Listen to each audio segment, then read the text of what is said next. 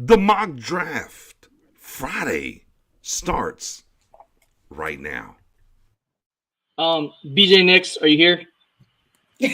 Present. Present. Spoonie, Timothy Spoonie.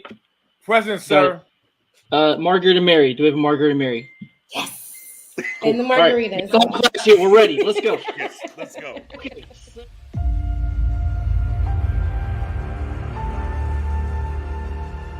the time to line up behind your team, to support your team, have faith in that team. You know, it's peaks and valleys. You know, it can't always be good. And as I always tell people, you're never as good as you think you are, and you're never as bad as you think you are. But when you do know about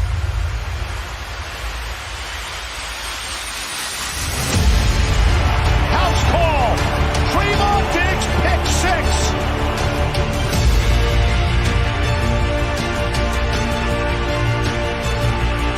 Coming, they see it, knocked away. Oh, Gregory! Hurts in trouble. 3 Cowboys wrap him up, make it 4.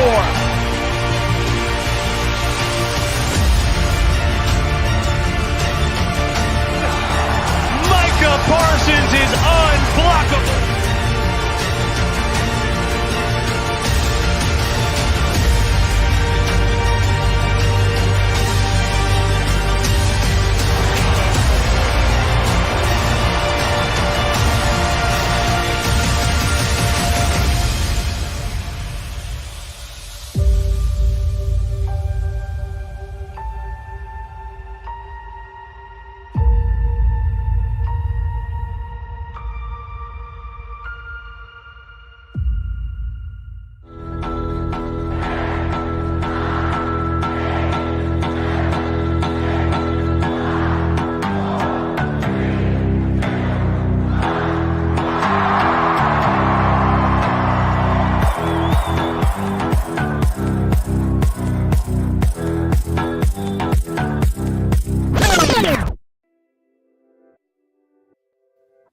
Man, what is going on, Cowboys Nation? Pick 6 Sports Affiliates.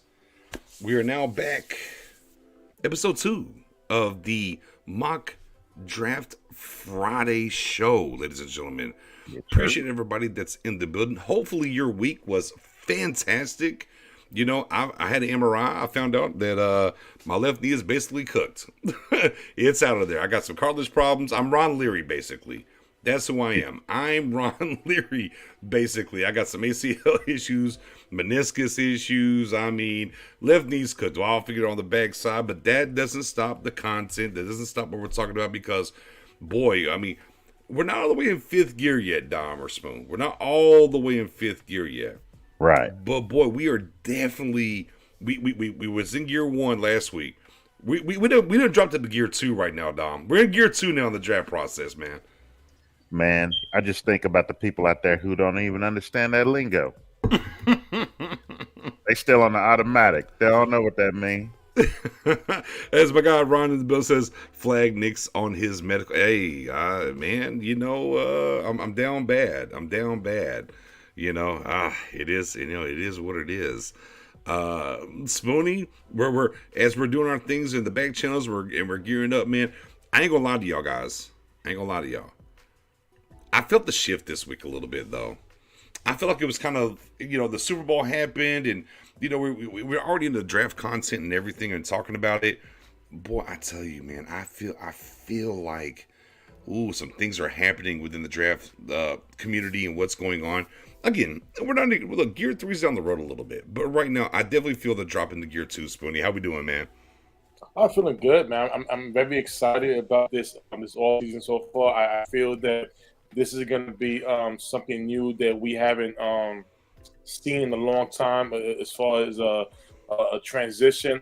It might be something like we haven't seen ever before, but on the positive side, in my opinion, because now everything is gone pretty much from Jason Garrett. The coaching staff, I mean, it's done. Samar out of here, Moore out of here. It's all gone. All done. It's funny. It's funny, Spoon, because Newsamar did land the job over there in LA with the Chargers as well. And understand that I know this is no Spoonie's minute. That's next year, next season. But I will say, pause. Spoonie, the sermon might have to come back before the draft. Hold on, let's not put it on ice all the way till week 1. Don't do that to people. Let's figure out what we can do first. But right now we're chilling. That's fair. But for any Cowboys fan who decides to leave Texas and go to LA and support the LA Chargers, stay there. Do some surfing, say Cowabunga. Oh. Hey, even better. Oh. Listen, Kellen Moore is over there. So enjoy yourselves. Us Cowboy fans, we're gonna stay right here, watch this change, this positive change, and you know how I feel about saying Super Bowl in the future. I feel we'll have one in the future. I know it's still early, but I'm gonna tell you right now. Sam has definitely pegged me. Bad knee, second round Cowboys draft. Sign me up. I'm ready. I mean, the Cowboys have been there, done that. No ifs or buts, Sam. Big facts, man. Let me go through here. I got Eddie O's in the building. What's going on? Eddie O, Ron in the building as well, too.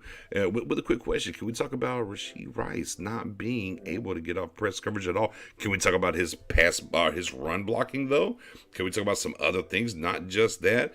And as Dom, ran up my parade, I was trying to be funny with the West Coast and saying that Jerry Rice was his dad. Dom was like, I was like, let me just envision it and do it, Dom.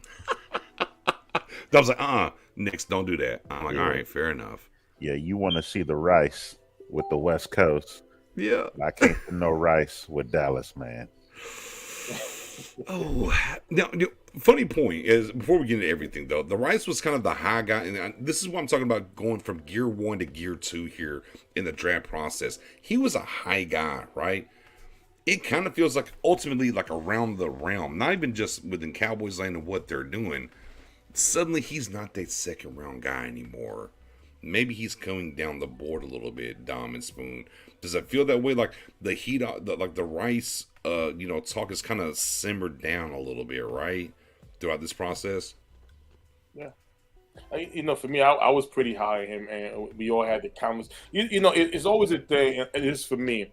In the beginning, sometimes we could jump at a player, but then as we keep doing research, keep educating each other with everybody else's opinion and stuff like that, you get to finally realize that maybe the first guy you wanted, and it's not that guy. I go back a couple of years ago during the CD Lamb train.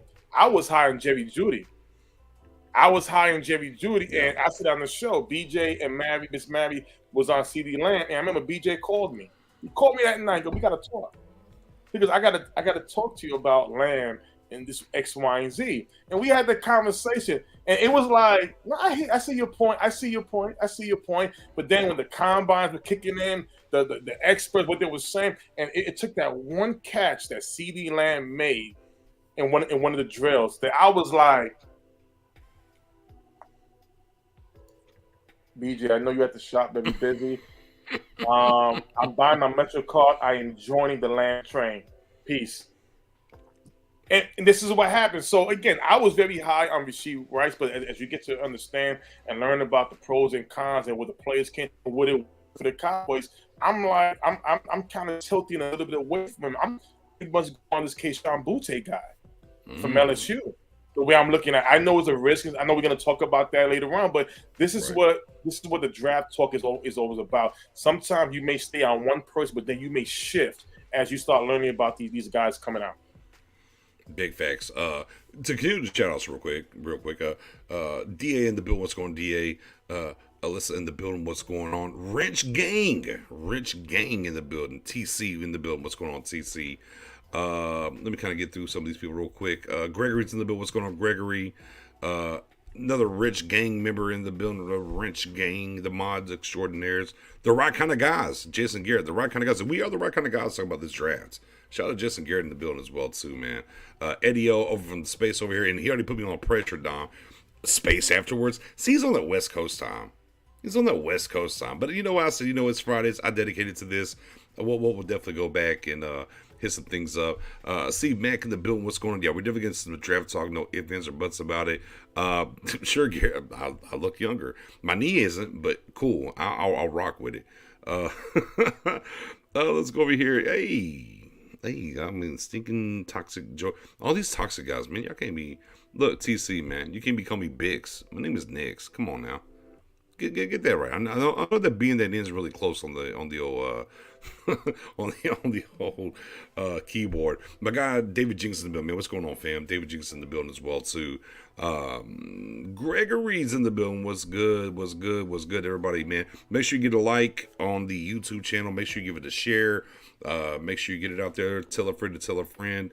It is what it is. Might need a free agent sermon, James. You know what? It's a good point. On the cusp, on the eve of free agency, we might have to get a Spoonie special sermon there for the old free agency period. But shout out to everybody in the building. Like I said, man, give it a like, give it a share. Professor O's handling some business. He should be here shortly. Don't want to hold y'all too long. We have a great lineup tonight. And of course, Mendoza, leader of the Wrench Gang in the building. Mendoza's in the building. What's going on, Mendoza? All right, man. Look, we got some draft stuff to talk about, but some of the things to help us figure out the draft have to happen beforehand, right? So, I think each and every week as we're leading up to the free agency period, I want to kind of bring a guy up and say, hey, are we signing? Are we letting them walk? What's the case here? And this guy, for me, I thought should be at the forefront. I mean, obviously he played on the franchise tag last year. And there was, well, if we go back to last offseason, Dom and Spoon, there was a lot of indifferences of him being tagged, where he's at, get the deal done, the whole nine.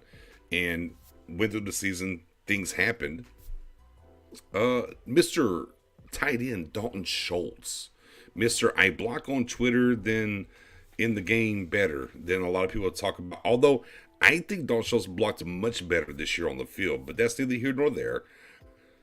Dalton Schultz, with the emergence of last year's draft pick Jason Ferguson, and then of course also the Hendershot undrafted guy from Indiana. Where are you guys at? What are we feeling with Dalton Schultz? Is it time to bring him back, or are you letting him walk? Spoonie, is Schultz coming back? Are you bringing him back, or are you letting him walk? I'll be honest, I would rather tag him. Oh, now the tag's going to cost you real quick. The tag will cost you 13, right? Pause. It'll cost you 13, which is less than the 14 million APY that people talk about. So you do save money, but you can't tag Pollard. Just playing the game. I'd rather let Pollard walk. I know it won't be the popular answer, because the way I look at it is like this. Mm-hmm. We having a new offensive scheme change, and this is something where Dak has never played. He's our quarterback. The Jones already expressed he's going to be here for a long time, and we do need his contract to create space to keep other guys or get new acquisitions. So, in my opinion, anytime you go into a whole new offense, it's pretty much what's best for the quarterback. And Schultz have shown that he is a reliable target for Dak Prescott. The comfortability there. Is there. So, in other words, I wouldn't want to let a guy go that's very important to not only the Cowboys team but to Dak Prescott. No, throwing no shade at Tony Pollard, he's a beast, he's a weapon. But the thing is, be honest, if you're willing to tag him, that means you're telling me that there's no really long-term future in him. Why? Well, we all know he won't be able to run the ball the way Zeke ran the ball. So when given the opportunity with that ball in his hands and in space, he's a threat to score all the time. But I really do think you can find a lot of guys like him in this draft. These are the things that I'm learning as we keep going and talking about. So as of right now, that's the way I feel. I feel that tag Schultz, we need Schultz for Dak, another weapon. I'd rather let Pollard and Zeke walk if that's what it takes. Whoa. Wow. Said empty the clip in the backfield and tag Schultz. Okay. Dalton Schultz, you letting him walk, or you bringing him back in any kind of, constitution? Maybe not like Spoonie, but just in general. Where you at when it comes to Dalton Schultz? This is one of those times whenever you want your player to hit the free market just to see what they're going to be able to command. And for me, there's no way you can pay him a $13 million against the cap with the second tag. So let him go out there, see what he can fetch, and then see if that's something that you may want to entertain matching. But I think in a tight end starved league where you want guys who are good as pass catchers, you saw him coming along as a blocker for sure. I think you are right. We saw a year where he did much better in that department. But for me, knowing that he's probably going to get a pretty good little contract on the open market, I think that's a guy that you are just going to say, thank you for your services. See you, if we ever play your team, we'll high five you before the game and pat you on the rear end after the game. Right. But I think they built in the perfect passing of the torch by getting the two young guys to come in. And then this is a pretty strong draft class where at tight end, it's definitely not scarce. It's pretty deep. And so I would love to see them go on and get another fourth or fifth round tight end to add to the two that they have. And really, I say two, but they actually have three pretty good young tight ends right now on the team. And so just keep churning that out in the fourth and fifth rounds and see what you got. Use the money that you would spend on the Schultz somewhere else on the team. Yeah. There's no way I'm taking Schultz. I'm sorry, Spoonie. I'm not taking Schultz. I just want Dak to be comfortable. That's just my thing. I love Ferguson and Hendershot, but we don't. Again, these guys, we gotta hope they catch on very fast and quick. And then on top of that, listen, I really don't trust the front office, and when it comes to acquisitions, I really don't. And that's those are the main, one of the main factors in why I rather keep Schultz, because again, at least I know I have Schultz and Lamb that can really help Dak out a lot more in this new offense. I just think, as I talk about tremendously of the Cowboys need playmakers, right? Is that I don't think Schultz is a playmaker. I think within the scheme that he played in, he was viable, if you will, and he was forced to the forefront with the injury to oh my goodness. I can't believe you forgot your guy's name. That was your boy, Blake Jarwin. Jesus. Jarwin. Sorry. It's been a while. It's been a while since Blake's been around here. Okay. It's been a while. And look, and he did enough, right? He did enough. There's nothing about his game that tells me he should get even $13 million on the salary cap. I'm sorry, no disrespect to him and what he does. I'm just saying in general, just not what you need to do. And you've seen enough flashes from the two guys behind him this year to let you know that you can be comfortable in that. Now, I'm not saying the Cowboys should just ultimately offer him a contract. I'm like, hey, fella, do you like $8 million a year? You like $8 million a year? And if he doesn't, peace. See you later. That's just kind of where I'm at. I just don't think there's a way you can use a tag on him. There's too much in the tank, and you can go out here and draft a guy. And going even further down the rabbit hole here a little bit, right? In what we've seen from Mike McCarthy, if you dial up what he does with tight ends and everything else, theoretically, back to your point down with the three young guys, they're actually stacked in a Mike McCarthy system right now without Schultz being here. So, yeah, there's just no way. As I say, I would offer him 8 because I get it. It makes sense. There's just no way I'm bringing Dalton Schultz back to this fold, Dom. Not for me. Not from the outside looking in and where the Cowboys got to get to. He's not a difference. I don't think he's a plus difference maker on the field.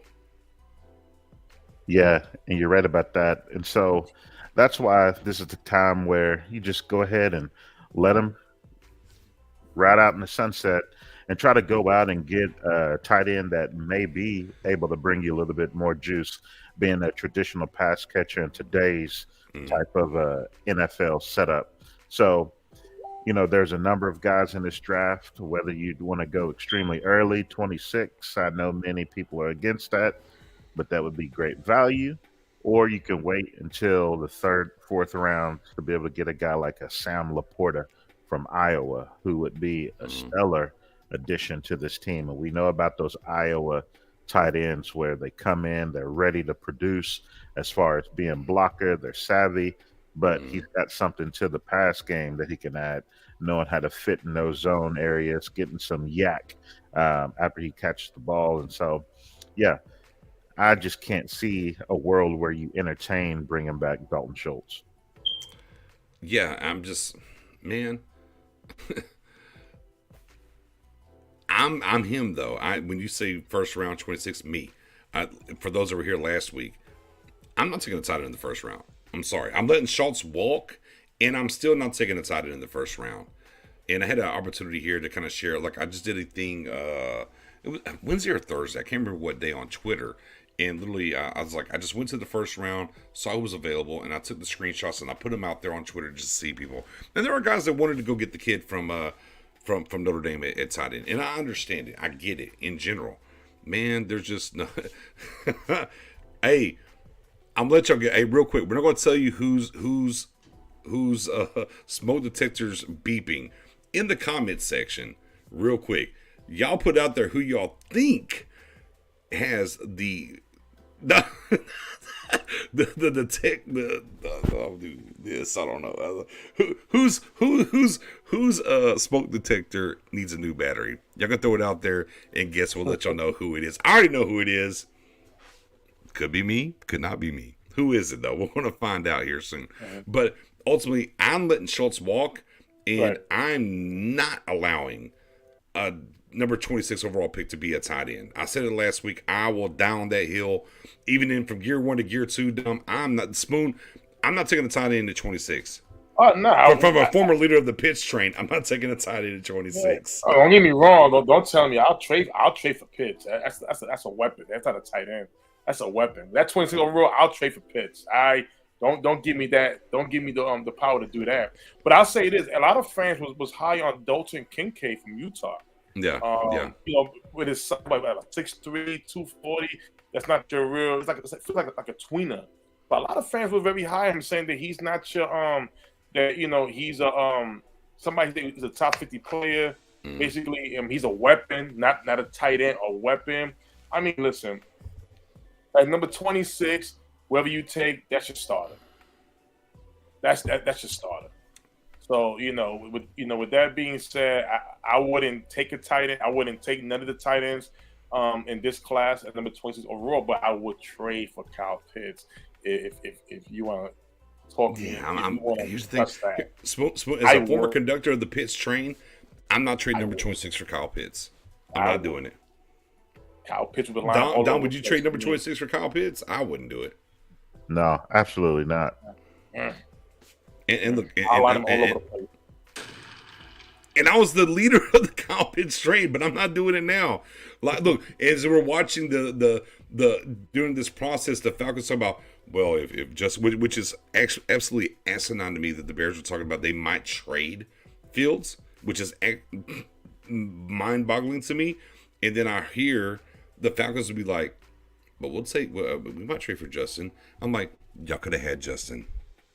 What are y'all doing? Y'all could have had Justin, but you didn't. But funny how all that works. But everybody with the comment section, Dom kind of told himself because he muted it, and y'all saw the beat disappear. Jesse Holly, aka Mr. Fourth and Long, would absolutely be upset with Dom in taking and be downtrodden, if you will, that Dom's got that beep going. I'll tell you this. I was trying to get to my office, but then internet dropped there. Oh no! Then I tried to go to my second spot. Internet won't connect there. I'm like, man, let me get to the house. And as soon as I get here, it's like, the beeps. I'm gonna get called out on these dang beeps. I knew it. I just knew it. Yeah.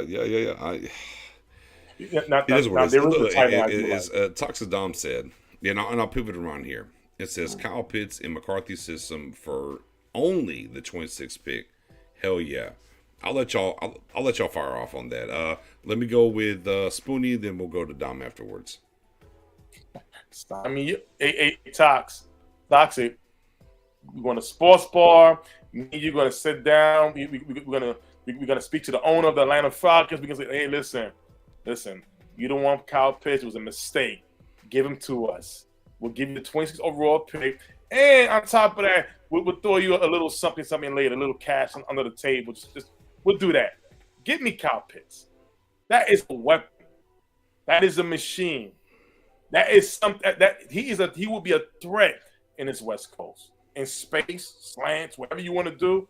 That Prescott just that Prescott can get a chair and sit down right there at the end zone. 20, 25, whatever it is at. And just throw it right up to Kyle Pitts all the time. He's a mismatch. Seriously. I don't disagree. As a former conductor of the Pitts train, in a draft a year ago. But Dom, I'm 26 coin. I'm good. I'll give it. Man, you know what? I'm on my Stephen Jones mode. I know I'm gonna have to pay that man in another year. I think I can get great quality at 26 to add to the team right now. I can get the best guard in a draft to really solidify my offensive line to be able to help Dak Prescott get the Lamborghini rolling whenever we eventually get a wide receiver too. Okay. I can get your boy Sanders, top linebacker in the draft. I can bring in Pick at number 1, Drew Sanders, Arkansas. Let's go. I'm at the point let me bring in one of these young players and see what I can do with them. And I'm good at tight end right now. And like I said, I can go and find me a nice tight end in the mid rounds and be A-okay. The production over, the return isn't this great wide gap between what you would get giving away something. Because I don't think you can just give up a straight up 26 for Pitts anyway. But I know what Toxic is thinking, though. I know what he's thinking. Dom, real quick, because I know I've heard BJ's guy. I know it's between Sanders, Joey Porter Jr. He still has. I'm saying not all of it. I'm just saying names. I know you're gonna be real. Easy on the Porter. Easy. He's on a pet cat right now. I have one pet cat. I just want to be clear for the chat. I have one pet cat currently. Two. I'm sorry. I have two. I have two pet cats. I have Zay Flowers and I have Drew Sanders. Okay. Those are my two pet cats currently right now on February 17th. Okay. All right. So we know that. Now, Dom, who's yours? I never really heard who's yours. Do you have a guy yet? Ooh, or do you have a pet cat yet, Dom? Oh, wait, do you have a pet cat? Somebody close enough. I mean, it can always change. This is early. This is as of right now. As of today. Anybody that you would like? I want him at 26. Man, last year my pet cat at this time was Tyler Smith. This year, I've gone back and forth. If you would have asked me 2 months ago, I would have said Josh Downs, receiver out of North Carolina, slot guy, number 11. Go watch that tape. If you would have asked me 2 weeks ago, I would have said Zay Flowers, receiver from Boston College. But at this exact moment, I might say Emmanuel Forbes, cornerback out of Mississippi State. Yeah. Okay. Yeah, I like. Okay, Forbes. I feel. I'm smelling that. I like that. I'm smelling what Dom is cooking right now. Yeah, I like it. And here's why. I continue to think about making the defense even greater than what it was. And just looking at how this draft may project out and who will realistically the potential to be there at 26, I think of a cornerback like him, adding him to the fold, being opposite of Trayvon Diggs, having Bland move back to the slot where we saw him used best, and even have Mukwamu being like that cornerback 4 type option for them, and maybe getting Anthony Brown back on the cheap. I know a lot of fans have always poo-pooed on that name, but having quality NFL depth and allowing him to come along after his injury, you can get him for cheap. But Forbes is a guy that is a playmaking type of cornerback, and I think he has the skill set to get over things whenever he makes a mistake. Just bring that into the fold, solidifying that defensive backfield. Man, for the next 4 years, we're looking good. Dynasty Pylon in the build says, Trent Simpson is a great linebacker too. We projected him to the Giants though. LOL, I know you Cowboys fans would hate that.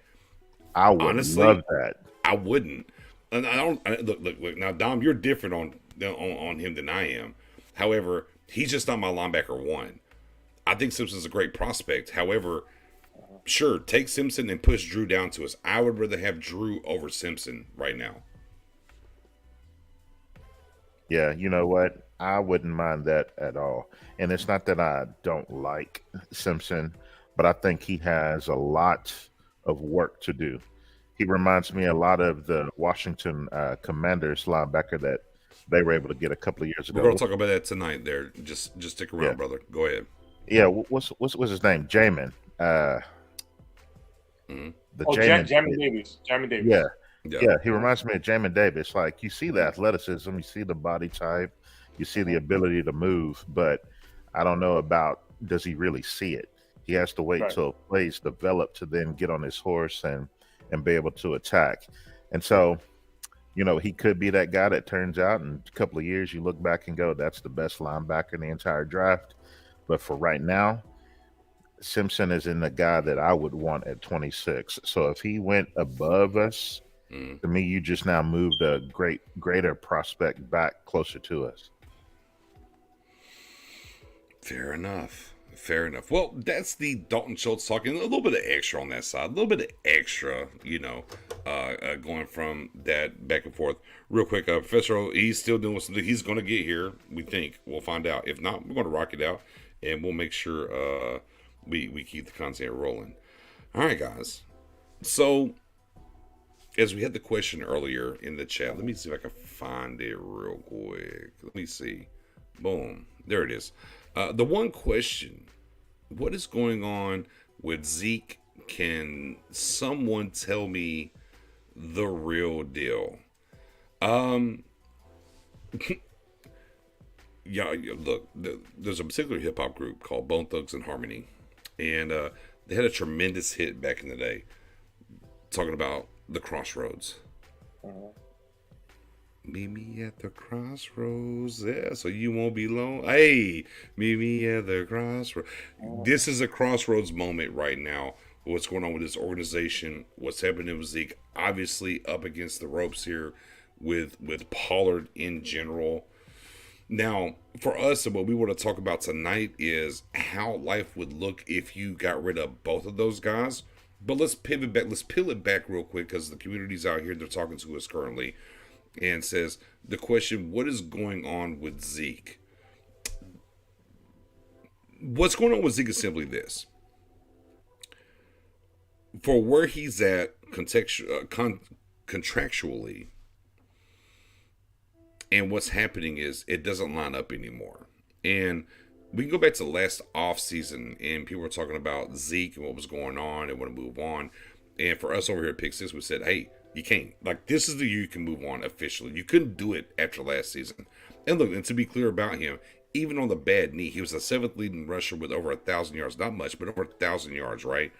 Those are the things that happened with Zeke. Now, this year, of course, 12 touchdowns, right? 12 touchdowns. But, boy, if you watch the game, the divisional round game, and you're being honest with yourselves, once Pollard left and Zeke took over, Spoon, wasn't good. Wasn't. Yeah. So for where he's been at and what's going on, and again, like Zeke's accolades speak for themselves. And I always say, I don't care who your favorite running back in the entire NFL history is. He is the quickest guy to 10,000 plus yards. All these things can be true about what he's been, but where is he at right now? And how much do the Cowboys want to pay him? Over 10 mil. How much of a take does he want to take? Is he willing to, give up and be here? And there's a big reason that they said they're going to go to the combine, his people, and figure out what they feel his value is. Spoonie? Where's he at? See, so I want to make this clear. Ezekiel Elliott, to me, is just not a running back. He's a Dallas Cowboy. And I say that is because there are certain players that you would never want to see leave these teams. DeMarcus Ware, Tony Romo, Des Bryant, Emmitt Smith. I hate it when he signed with the Arizona Cardinals 1 year. I still want that jersey. I want that throwback jersey, but neither here nor there. Or so it's one of those things where he is a Dallas Cowboy, and if he's one of the guys, the players that if this team is getting into any type of success moving forward, you want him part of it. But at the same time, we have to go with reality. Now, if I see breaking news, Zeke is coming back, and let's just say $5 million per year, something similar to what DeMarcus Lawrence is, but just more guaranteed. I will not be the fan. You know what I'm saying? I wouldn't be that type of fan. I'm gonna be like, all right, well, he's back. It is what it is. At the same time, I do understand the Cowboys moving on from him because for the type of scheme that they about to put on this team, it might not be a good benefit for him. Not to say that he couldn't do it. To say that where he, like you said, like you said earlier, BJ, where is he at right now currently? And right now he's at the tail end of his career. So does it really make sense? No, it doesn't. But if they was to bring him back, I'm okay with it. I'm not gonna because to me he's a Cowboy. But like I said before, they're gonna let him go. I have a feeling they're gonna let him go. I think it's best to let him go. Just release him instead of disrespecting him by trying to lower his costs. If that makes any sense. I'm not gonna tell you worth $5 million, so you take it or leave it. I wouldn't want to do that to you. I'd rather just hit the button. Yo, we had great times, X, Y, and Z, and thank you for your career and move on. That's the way I would want them to do it if that's the plan moving forward. But I think he's out. Dom, I don't see your camera no more. Are you still here? Oh, yeah, okay. Man. I went and handled that beeping. It's done. Oh. Dom said that 9 votes coming down. You ain't gonna clown me no more on this damn beeping in the back. Done. You know what? Salute to Dom. I follow what you guys were saying. Is basically it isn't even necessarily about the money. It's really, you first and foremost got to think about the production. Does the production really make sense? And you 12 saw, touchdowns. Yeah, but you see in it. Let's be real about those touchdowns. I'm just saying. 12 touchdowns. That's going to be the pushback, Dom. Yeah, a lot of people talked about that. That's where his value is being able to pick up those short yard, junk yard type of plays. But Pollard could have done the same thing. You see, he had more yards after contact. So why couldn't he carry that load and do some of that? But moving forward, if you can bring in another running back to be a part of that stable with somebody like Pollard, or if they decide to go away from both, that is an option. But really, it's about the production. The last 6 games, we saw him averaging under 3 yards a carry.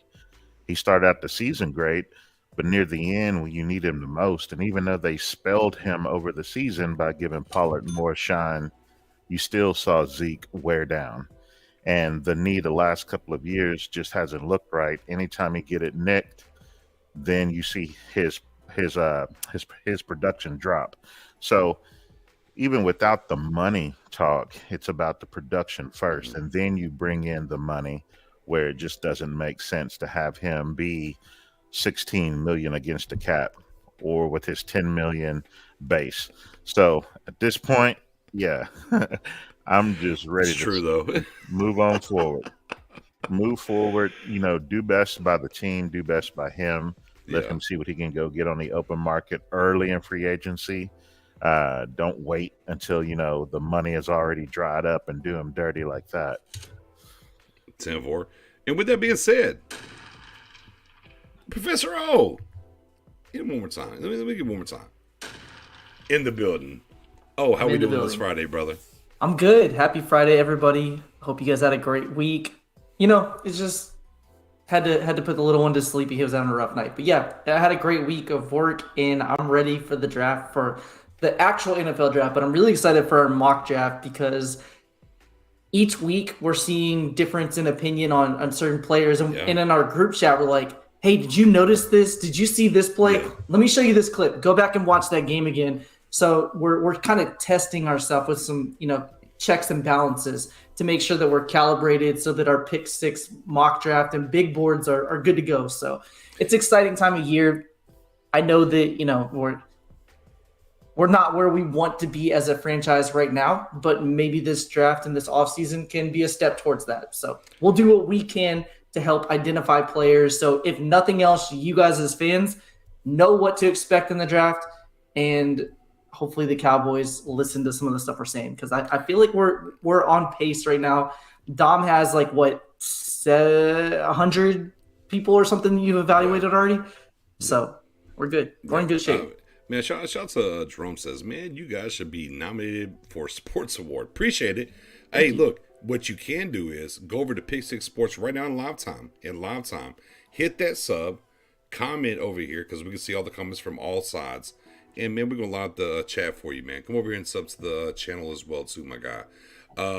It's funny because you said that about the draft, and I let off the show tonight. I was like, and I told Spoon and Dom, I was like, we've been in gear 1 for the draft. This week felt like we dropped it down into gear 2. Like we've pivoted to gear 2 now.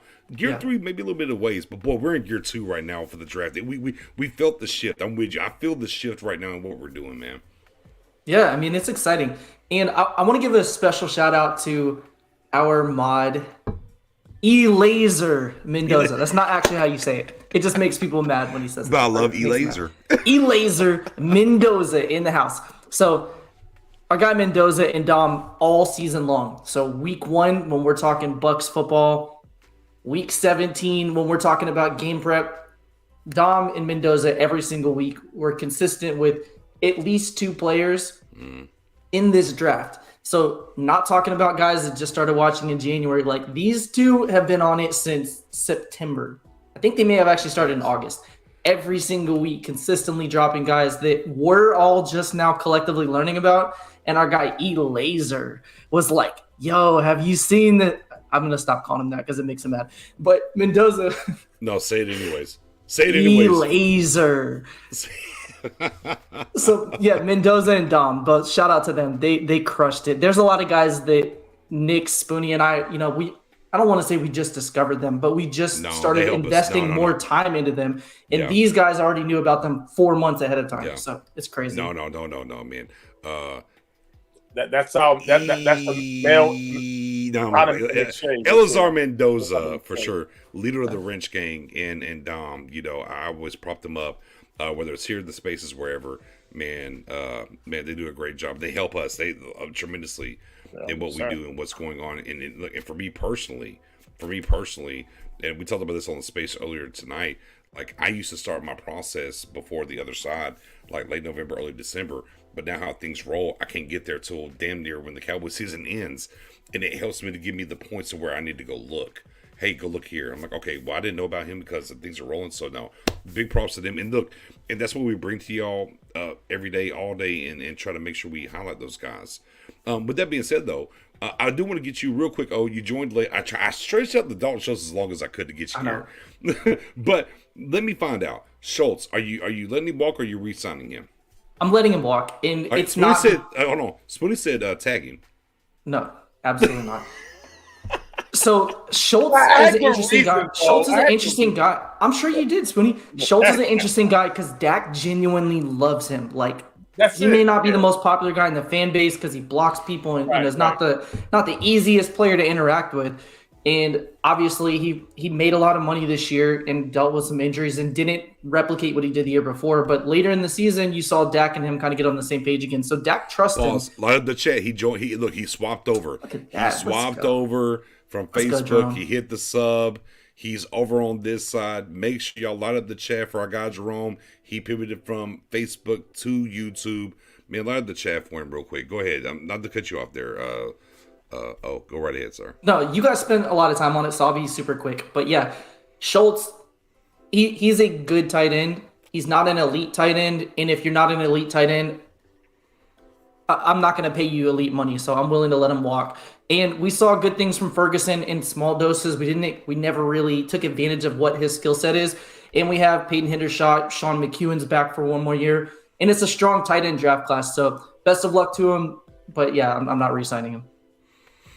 All right. Now we're pivoting. And our guy asked us who pivoted over about what's going on with Zeke. And we kind of talked about it a little bit. I know that's not really our section because we want to talk about how life could look without both of them. But it's an interesting point because Dom Spoon, we was on the space, we were talking the Twitter space beforehand. What's a number, right? What's a number that Zeke will take to stay here? Right? What's the number? Because, we're talking about he's damn near 11 million against the cap rate. Am I tripping there? Right? Damn near 11. I think so. If you cut him in half, 5.5. Is Zeke taking 5.5? See, I don't think he will. I don't think he's going to take a halfway pay cut. I mean, we keep hearing fans toss out, because it's not our money, it's not our bank account, and we're looking at it saying, well, he's made a lot of money in past years. He's in a good spot. If he wants to be here, he'll take the vet minimum. There's no way. There's no chance he's going to do that. If you look at the running back class, this is a deep running back class this year. So we should be able to find replacement for Zeke or Pollard and or both, depending on what happens with the team this year. But Zeke also still has a market. Even if he's not 2016 to 2019 Zeke, he still has I scored 12 touchdowns last year. I'm still right in that 1,000 yard range. I can add value to a team. So if you were Zeke, would you take half the money to stay on the team? I don't know. And obviously the precedents people are going to point at is, well, look last year what DeMarcus Lawrence did, right? Tank took a pay cut, and yes, he did, to be fair, but it wasn't a true pay cut, and it wasn't a 50% cut, and it definitely is not a 90% cut, which is what people are advocating, saying he should take the vet minimum. So I would only be interested in him coming back if he took the vet minimum, and even then, I think I still would rather just let him leave. But I don't think Zeke's going to do that because he's going to see I have a market. Some team out there, even if I'm not running back one, will pay me at least $5 million a year. So I don't see any way that he comes back because I can't imagine he'd take a big enough pay cut where the Cowboys would feel it's justified. And I also don't think that they want to lowball him and, toss a number of 1.1 million or 1.3 million or whatever the vet minimum would be for him. So yeah. I mean, $5.5 million, maybe they'd entertain that, but I think even at that point they would just let him walk. Yeah, I think as I sung as we led up to this, I went back to Bone Thugs and Harmony. I sold their greatest hit, Meet at the Crossroads. That's where it's at. The one thing that I always talk about, and I've talked about from the time our season ended till now, simply is if you go back to the best thing I can kind of equate it to, the guy that I'll give him the comp to, is literally Marcus Allen, who was a generational kind of guy early, right? And then when we got to the Chiefs, he was just that touchdown short yardage guy. You got him, he'll do it. And that's where Zeke is now. But this league has changed so much. You can't do that in those realms. And what I'm going to do throughout this next week, I'm going to go back and dial up Marcus Allen's numbers and how the cap worked, or the salary cap, which wasn't really a cap back then because it wasn't a hard cap. Just kind of look at and kind of be generous with the inflation and everything with the numbers, right? But that's who he turned into in Kansas City. He was phenomenal at it. And Zeke, and we watched Pollard this year, if we're being honest, right? Pollard got done there. There was times that we give Pollard chances from the 3-2, the 1, and he couldn't get it done. Zeke would walk in, boom, first play, get it done, right? So there's value there in that, if you will. But ultimately, it's not $6 million value. It's just not. So I don't see a path because I think for me, and we're talking about the Zeke and Pollard situation here, if they're going to keep Zeke at $5 or $6 million, I think there's zero chance you bring Pollard back. I don't think you can for the money because let's say Pollard signs a $7 million per APY. So next year we're doing $13 million versus the cap. That's where we're at, guys. But BJ, I want to ask this: how does this affect Dak Prescott moving forward? That's my thing. Does it affect when ask him to reconstruct his contract? Is going to be, upset. Of course you're going to be upset that your teammate, your best friend, is not on the same team as you. But can he take that personal? That's my thing. Mm. Yeah, that's my thing right there. Because when you look at Zeke, he's as P.O. just said earlier, and I agree because I said earlier myself.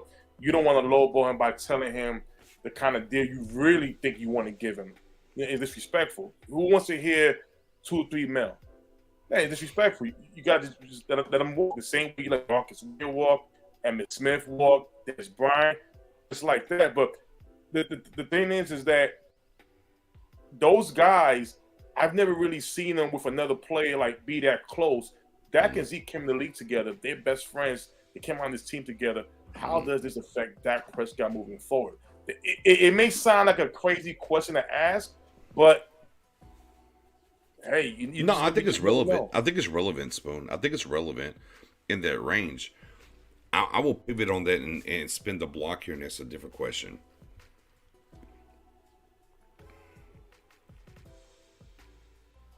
Are you ready to move on from both? You just want to wipe the board? Malik Davis is in the building, right? We understand that. Free agents to be had. I can throw names out like Kareem Hunt or whatever. You can add a guy here that's not going to cost you as much, or if he does cost you around $5 million, you are where you are, and you go draft a guy. Even if it's Bijan in the first round, that's a different conversation for a different time. But throughout the first 4 rounds, like where the Cowboys are currently constituted, what's going on here? Where are you at? Are you ultimately? I'll pivot it. I'll set the question this way: do the Cowboys have to bring one of these guys back, or would you rather bring one back or get rid of both? How about that, Dom? You want to bring one back or get rid of both? You know what? To be brief, I'm not big on using a first-round draft pick on a running back, no matter what point it is in the first round. And I know that's really not the best way to look at that, especially near the end. And I'm also not about paying a nice salary for a second contract to a running back. And then looking at Zeke, the way he's producing here as of late, to me, I would be fine with starting fresh with the new backfield. Okay. Spoon, you got to bring one back. You can only bring one back, or are you wiping the board? I'm wiping the board. Okay. I'm bringing them back. Oh, you can bring one back, or you want to wipe the board. What would you want to do? Yeah, so Zeke, I'm not bringing back at all. Pollard, I would entertain that. I would negotiate with him, but franchise tag, $10 million. I don't want to pay that. If I can get him with an AAV of like 6 to 7 million, like Austin Eckler money, then yeah, 3-year deal, something like that. Yeah, I'd do that. 8? Would you tap out at 8 though? Would you give? Yeah, I think 8's probably the max. Okay. And just for some comps, so you guys know, like when you're talking 6 to 8 million dollars, the guys that are in that range are Austin Eckler, Naheem Hines, James Conner, Leonard Fournette. That's the people you're comparing him to. So in that range, I'm cool. Anything above that, I'll just let them both walk. And again, I'm not franchising either. The same. Yeah, and I think ultimately the problem is I think the Cowboys are going to franchise Pollard. I think it's different than Schultz. I think they're going to franchise him and try to, and they ultimately will get a deal done before July. The problem is with the franchise, what happens, and you hear this all the time. Well, wherever you franchise them at, that's the floor, right. And this is what would behoove the Cowboys to be ultra ahead of the curve and proactive here to get a deal done with him. Man, how about transition tag? How about that? No. Transition tag? No. So the transition tag doesn't have any protection. So, well, it has one. The only thing it allows you to do is the right to match. So you may as well just let him walk at that point and get the comp pick. Fair enough. I mean, but it's a good way to test without letting him test, though. That's the only thing I would say. Look, if somebody was to overpay him for what you're willing to pay, then say less. Outside of going out here, seeing what happens, and he just takes a deal and he's gone. I don't know. I think if you can, I think everybody on the panel is like, if you only keep one, everybody believes in Pollard, right? Right. And look, here's the thing about it is we're talking about the pay cut for Zeke, and we're going to put the pin in $6 million. Is it Zeke for $6 million or Pollard for $8 million? Like, where are we at here? Yeah, it's Pollard for $8 million. We do have one person, so shout out to our guy James. He rocks with us all the time. He would keep Zeke at $2 million, which I don't think Zeke will go that far, but hypothetically, he would keep Zeke at $2 million versus giving Pollard $8 million a year. I mean, I've got difference of opinions there, but right, but that's if Zeke would do that. Now, if Zeke would do that, that's a completely different conversation. I don't think there's any way. And here's the problem in the crux of where we are. I don't think Zeke's going to take now. What? I don't think Zeke's going to take even half of a pay cut. I think it'll go down. Half, though, I don't know. And this is why you hear his representation talk about we're going to go to the combine and figure out what his value is. And those are the things that are going to happen there. On the backside of that as well, the Joneses do look at things differently. They do. And we had to be honest about that. And again, like I said earlier, it's not about forward thinking, just in general. Don't care who your favorite running back is all time. Zeke's the first guy to 10,000 yards first. That's it. The entirety of the NFL history, total yards, Zeke's number one. How many jerseys does he move? And realistically, within Cowboys Nation, I talked about this in the space and whatnot. The Cowboys fan base has more of an affinity for the running back than really the wide receiver. And that's Walt Garrison's of the world, Calvin Hills of the world, Herschel Walker's of the world. I mean, just down the line, in general, and what's happening. So there's more love for Zeke in a lot of realms. And look, and I love Zeke, and I love what he means and what he brings.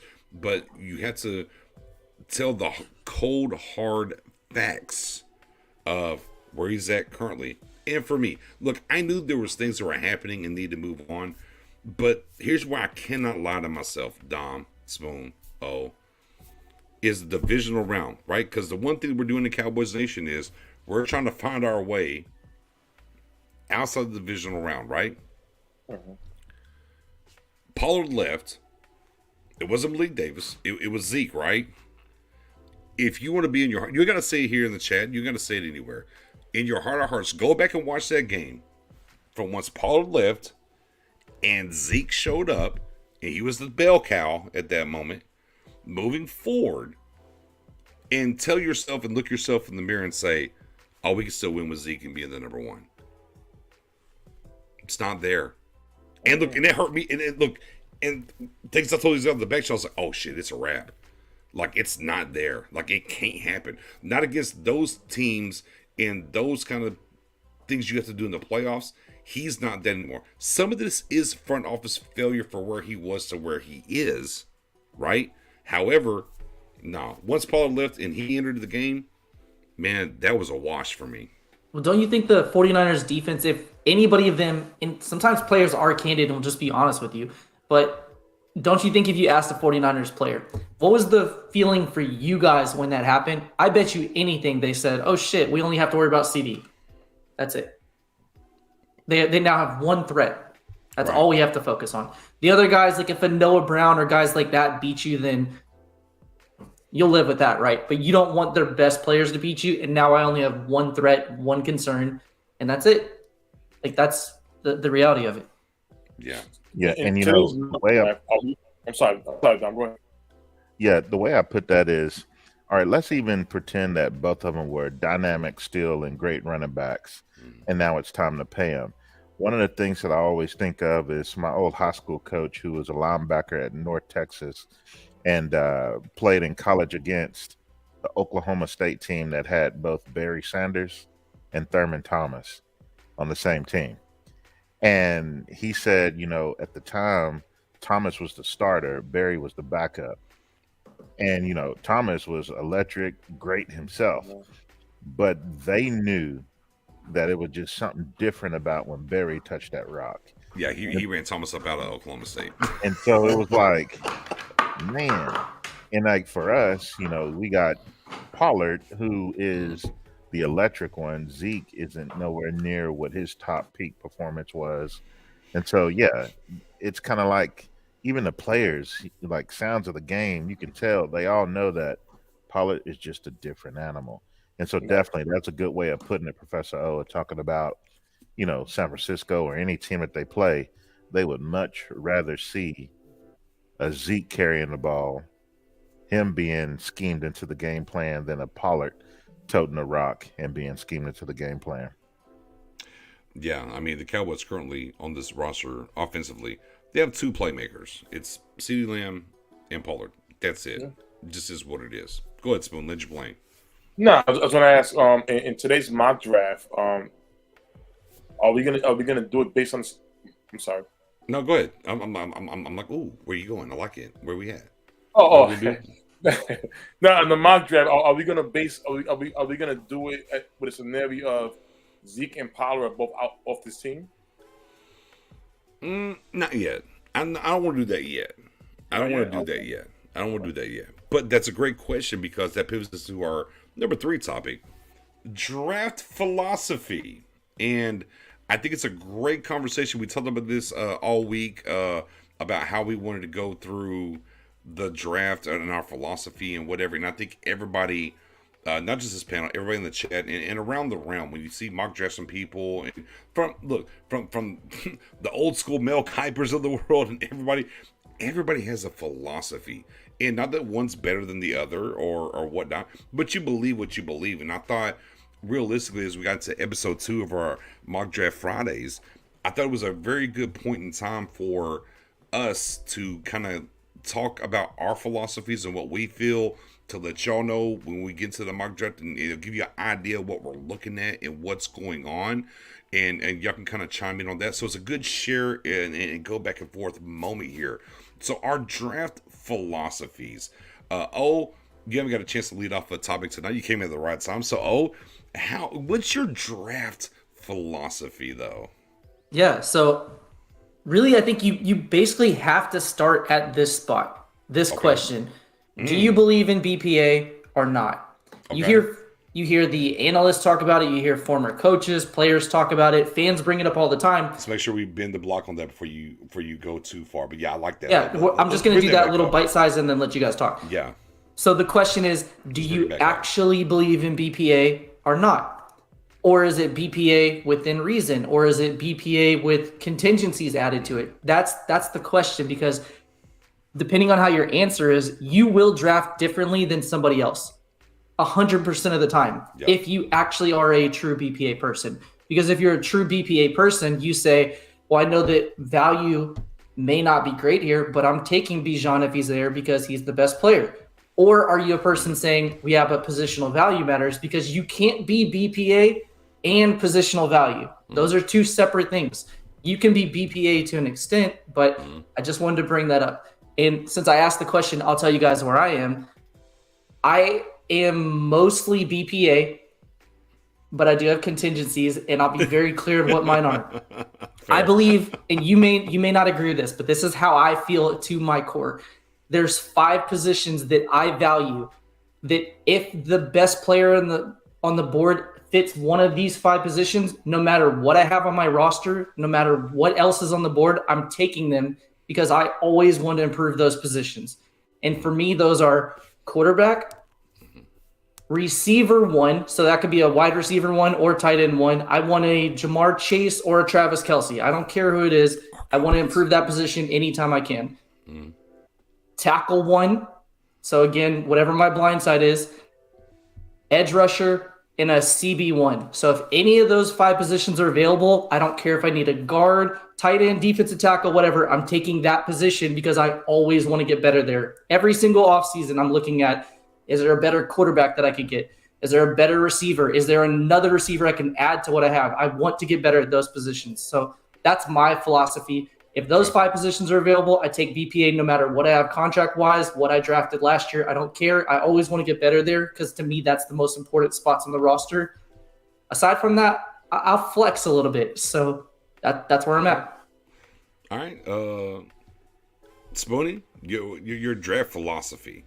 Yeah, I've always believed before the draft, try to address your needs before the draft. I'm a BPA guy, best player available. I want to be the baddest man in the room. I want to be the baddest team in the room. I want to be able to get in there and if I gotta play some checkers and chess or Connect whatever, Connect 4 or whatever. I want to. If I see a guy that I really, really want, not that I need, that I want, I'm gonna talk to my team and I'm gonna be aggressive enough so we can go get that guy. I'm even aggressive enough that let's just say, just for conversations, I love Dak Prescott. That's my guy. But let's just say for some reason Will Levis falls to number 26. I'm drafting him.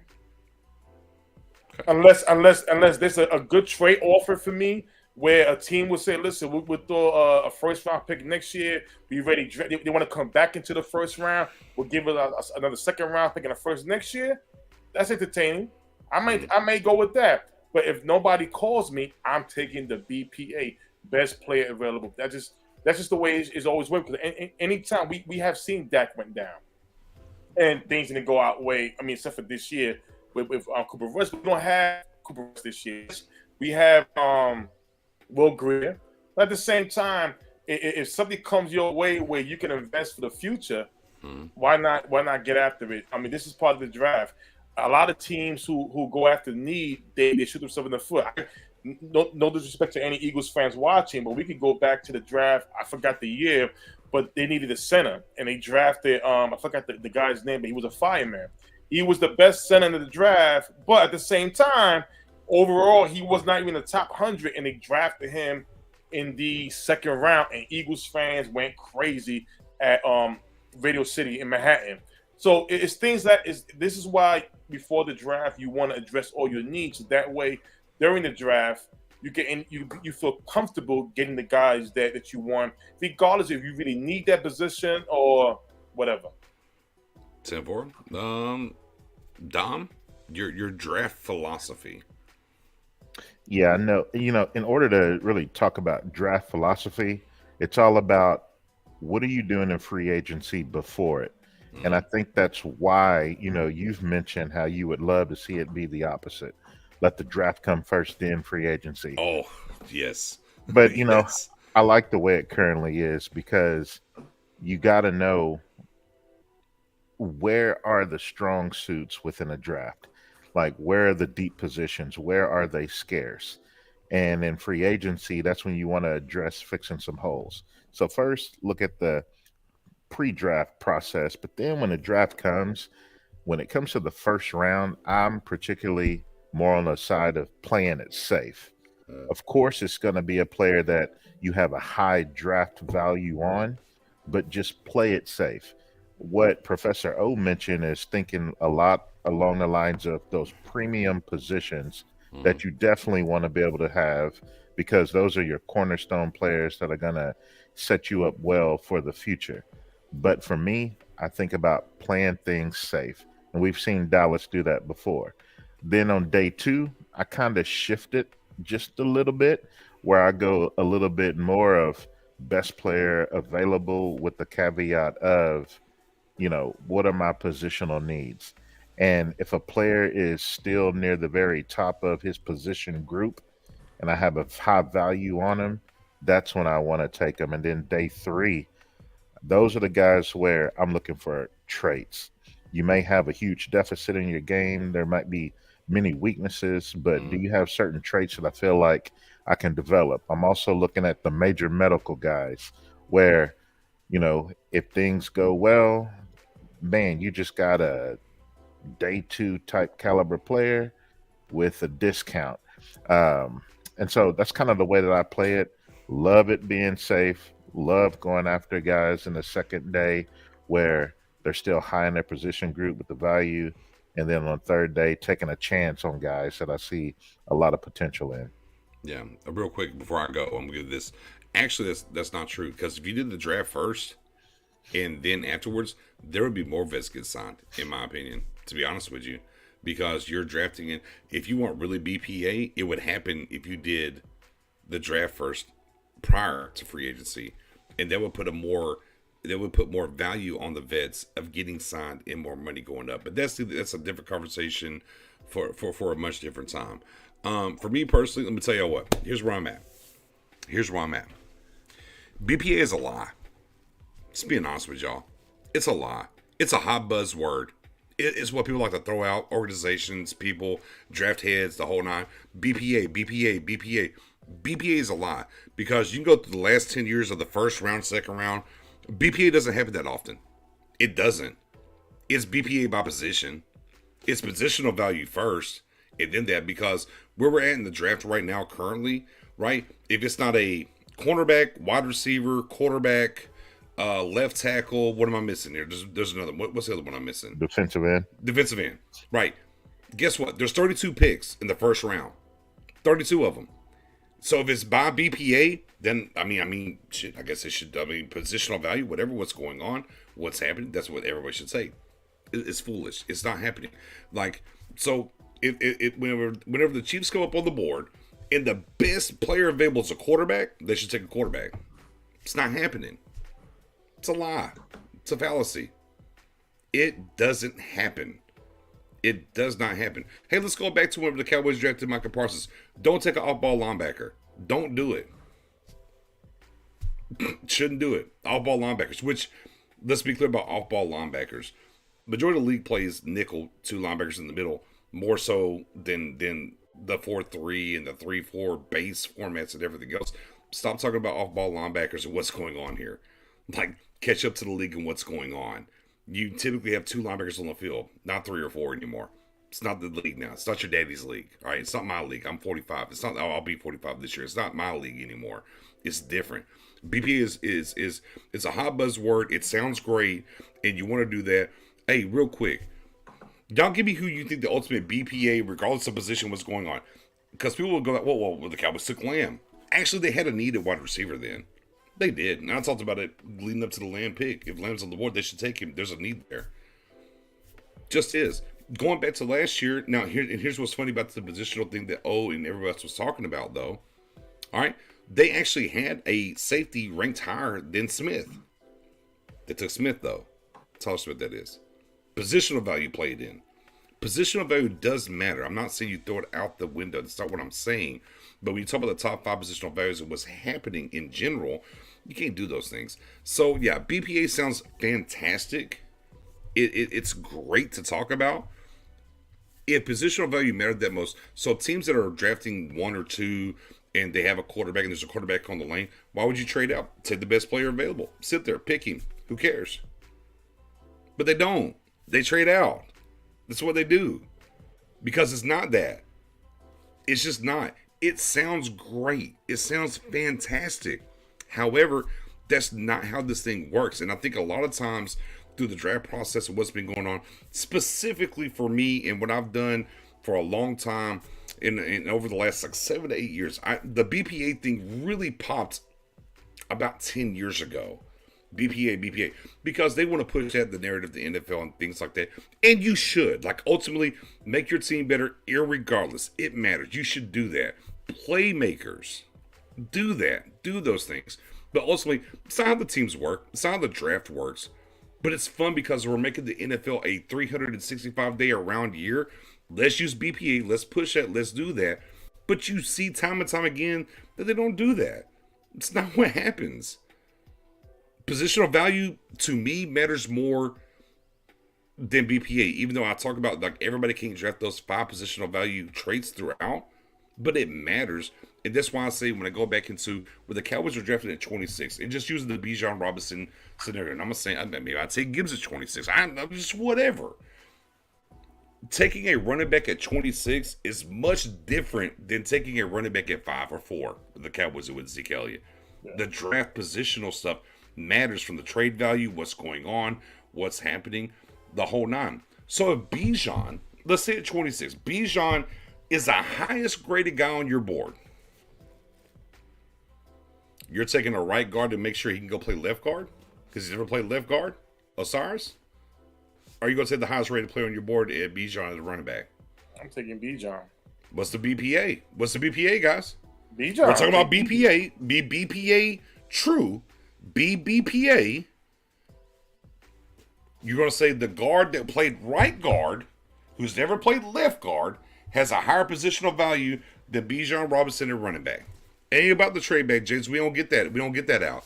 We're sick of the picking. Don't trade out. Take the BPA. Who is it, Dom? Talk to me, Goose. I'm taking Bijan. You know, you preaching to the choir too. And so when it comes to that, you know what's going to happen.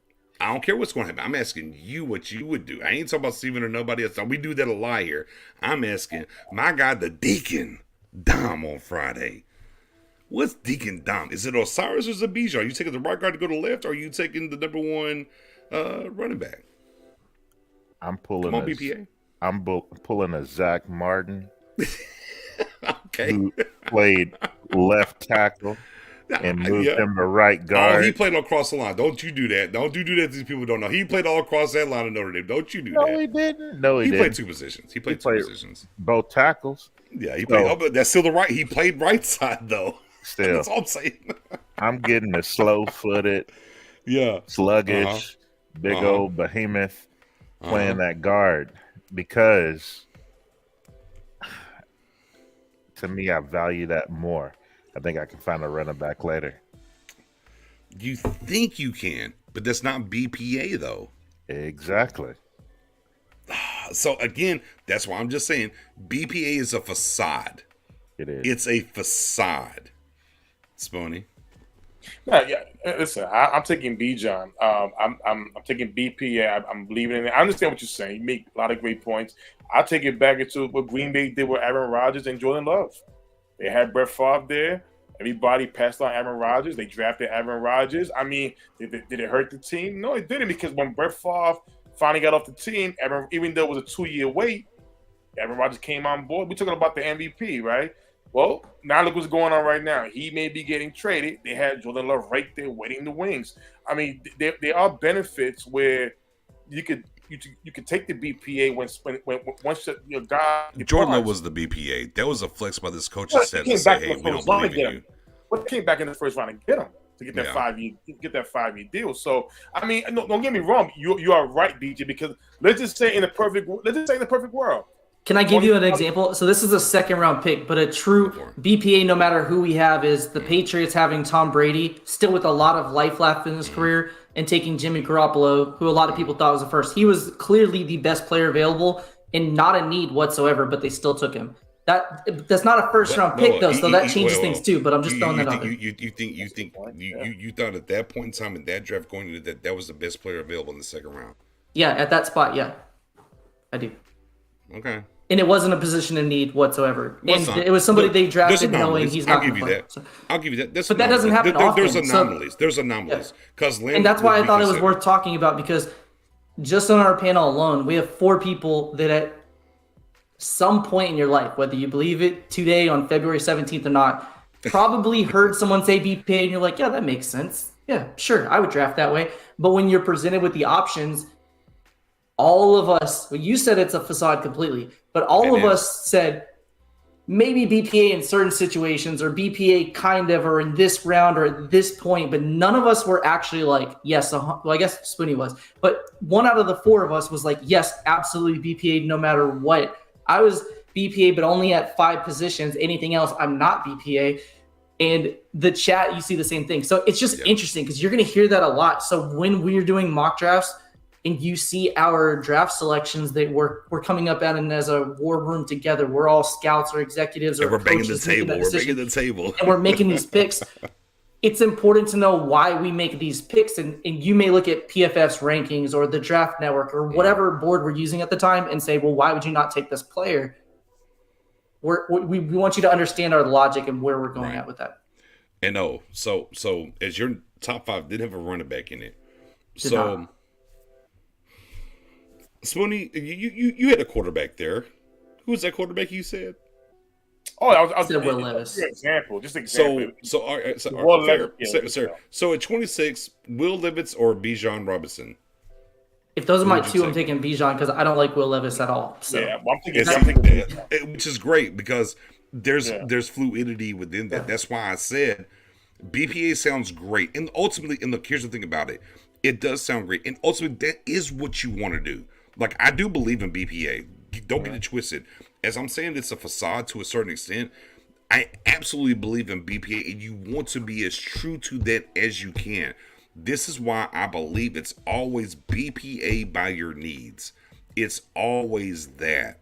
That's where people have to kind of move the construct and do different things. Is it has to be like What are my needs? And going back to the talks earlier about free agency and how you handle that, and what do you do in free agency? And then once you get to the draft, how have I lined myself up to free agency to do BPA by what I mostly need?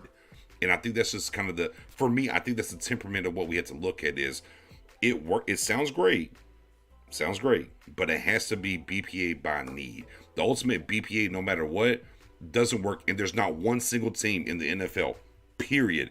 And they all 32 of them say BPA. They don't do it. Right. They don't do it. They do it by need. Go ahead, Dom. Unmute yourself though, Dom. Here's what I found. Oh, my. What if the Florida quarterback Anthony Richardson? AR. I would take him. You would take AR over Bijan? I would, yeah. Dom, you taking AR? Are you taking Anthony Richardson over Bijan? You know, I was thinking about this earlier today, and yes, I would.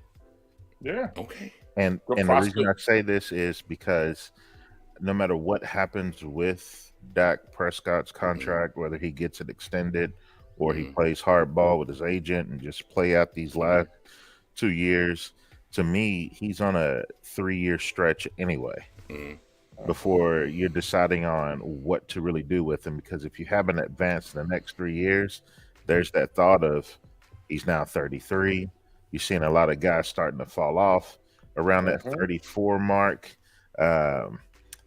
Go ahead and get a guy that's young with a rocket of an arm to try to develop in the next 2-3 years. You'll have that 5th round option on him. Right. It just makes so much sense to, at that point, with that kind of talent, and really missing on the 1st round pick isn't like catastrophic like it once was whenever you had to pay guys to these huge contracts. Pause. Because I'll disagree to a certain extent with you on that, Dom. Real quick though, Sam. No, we're not demonetized. There's some other like business side tax things, whatever. I'll get to it. It'll happen, and we're figuring it out on the back end, but we're not demonetized. For most teams, Dom, I agree with you. The Cowboys, not true, because we don't participate in free agency the right way. So what the Cowboys have to have, and you saw it this year, Tober was your 3rd round pick. He didn't show up. How was the wide receiver room? The problem for the Cowboys are they don't participate in free agency the right way, so they have to. Their 1st, 2nd, and 3rd round picks need to land tremendously. Now, if we operated in free agency differently, Dom, I completely agree with you. It's not as catastrophic. Go back. How did Taco work out for us? And what did that mean to us? Right? I can kind of show you a couple of things here. The 2nd round. How about Kelvin Joseph right now in the 2nd round? I ain't going to do 1st round. 2nd round. How's Kelvin Joseph working for us? And what's going on with our cornerback room and things like that? So for us, Neville Gallimore 3rd round and what's happening there. Ultimately, it should not hurt your franchise, Dom. I agree with you 1,000%. The problem is how the Cowboys handle talent acquisition outside of the draft is a problem for us during the draft, because the Cowboys do draft well. Right. Here's what I kind of struggle with. I was like, the Cowboys do draft well, but damn it, we don't draft well enough. And I was like, oh no, we don't draft well enough, because if we happen to miss on our first 3 rounds, it's damn near catastrophic, to use your term there, for us because of what they do in free agency. If we operated the right ways in free agency, it wouldn't hurt us nearly as much as we miss. I'm with you, Dom. But even with all that said, though, still, it's not gonna be catastrophic, because it depends on it does depend on what else you're doing. But that actual pick with that actual player, you can't conflate and bring up the strategy and how they work in free agency. Just talking about using that pick on that player, even like a Taco, missing on him still wasn't like this huge detriment that kept them from getting over the hump. There were so many other holes with that team, with the defense, then Dak going down like that. Yeah, that hurts, but it's just not what it once was. So to take a chance on a quarterback with that much talent, that much upside, hopefully you can develop him. He's one of those players where I thought, it's definitely not a need, but you can't pass up that kind of value when it's sitting there at 26 staring at you. Hey Dom, like going to the playoff games, who's our starting? Who was the starting cornerbacks though? Okay, you want to pivot off of Taco? That's fine. It was a different regime. I'll buy that. different regime. All right, who was the starters for us at cornerback? Who did they have that year? No, I'm talking about this year. I'm talking about this year. Going into the playoffs this year? Yeah, playoffs, right. You had Bland, Mukwamu, Diggs. Xavier Rhodes. You had to bring Xavier Rhodes on. Yep. Yeah, that. What was your second round pick a year ago doing? Special teams. Gunner. In the street. Gunner, bro, it's a like it is a problem. Like going back maybe that far. Okay, I'll buy that. I get it. Like I'm with it. You know, and again, wide receiver this year. You waited to the third. James Washington, you waited to the third round. See, this is why I'm saying free agency and this thing has to match up. Yeah, because October did what? And what did James Washington give you? So you ended up with T.Y. Hilton. All right, but let's say in 2019 when we didn't even have a first round pick because of the Cooper trade. Because I couldn't get Taco. But I couldn't get Taco with the last regime. I'm just going to use this regime now. I know. I'm just saying, okay, like 2019, you didn't have a first round pick because you gave it up for Cooper. Second round, they went for Tristan Hill. Tristan Hill, sure. Because he was the last tech on the board. They zeroed in 3 games that year. Right. They zeroed in. They window dressed with him.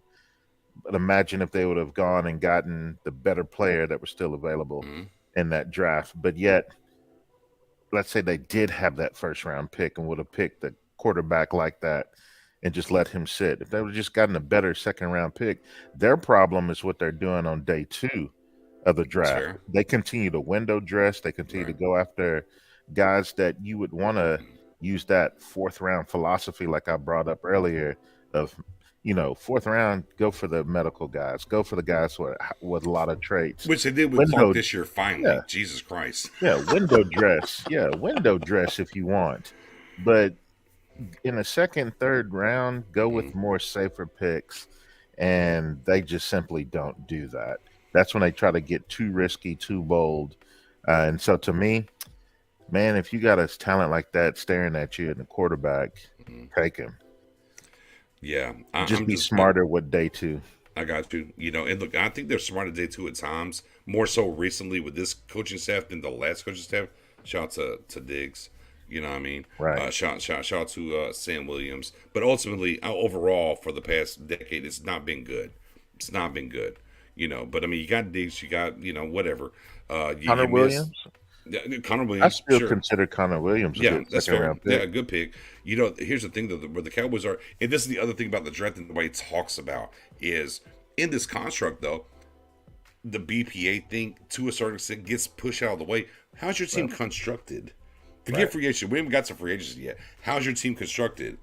Right? So, you have to look at those things. And so if the best player available is a guy that should be a right guard and start a right guard, you taking him and Zach Martin goodbye? Right? I mean, there's just certain things within that just don't add up and work. So I wanted to tie two theories together. All right, go ahead. So one was this conversation we're having right now. And again, we see the same thing in the chat. So the chat has differing opinions on, yes, take BPA or BPA for needs. The Cowboys have types, just like every other team. They have preferences.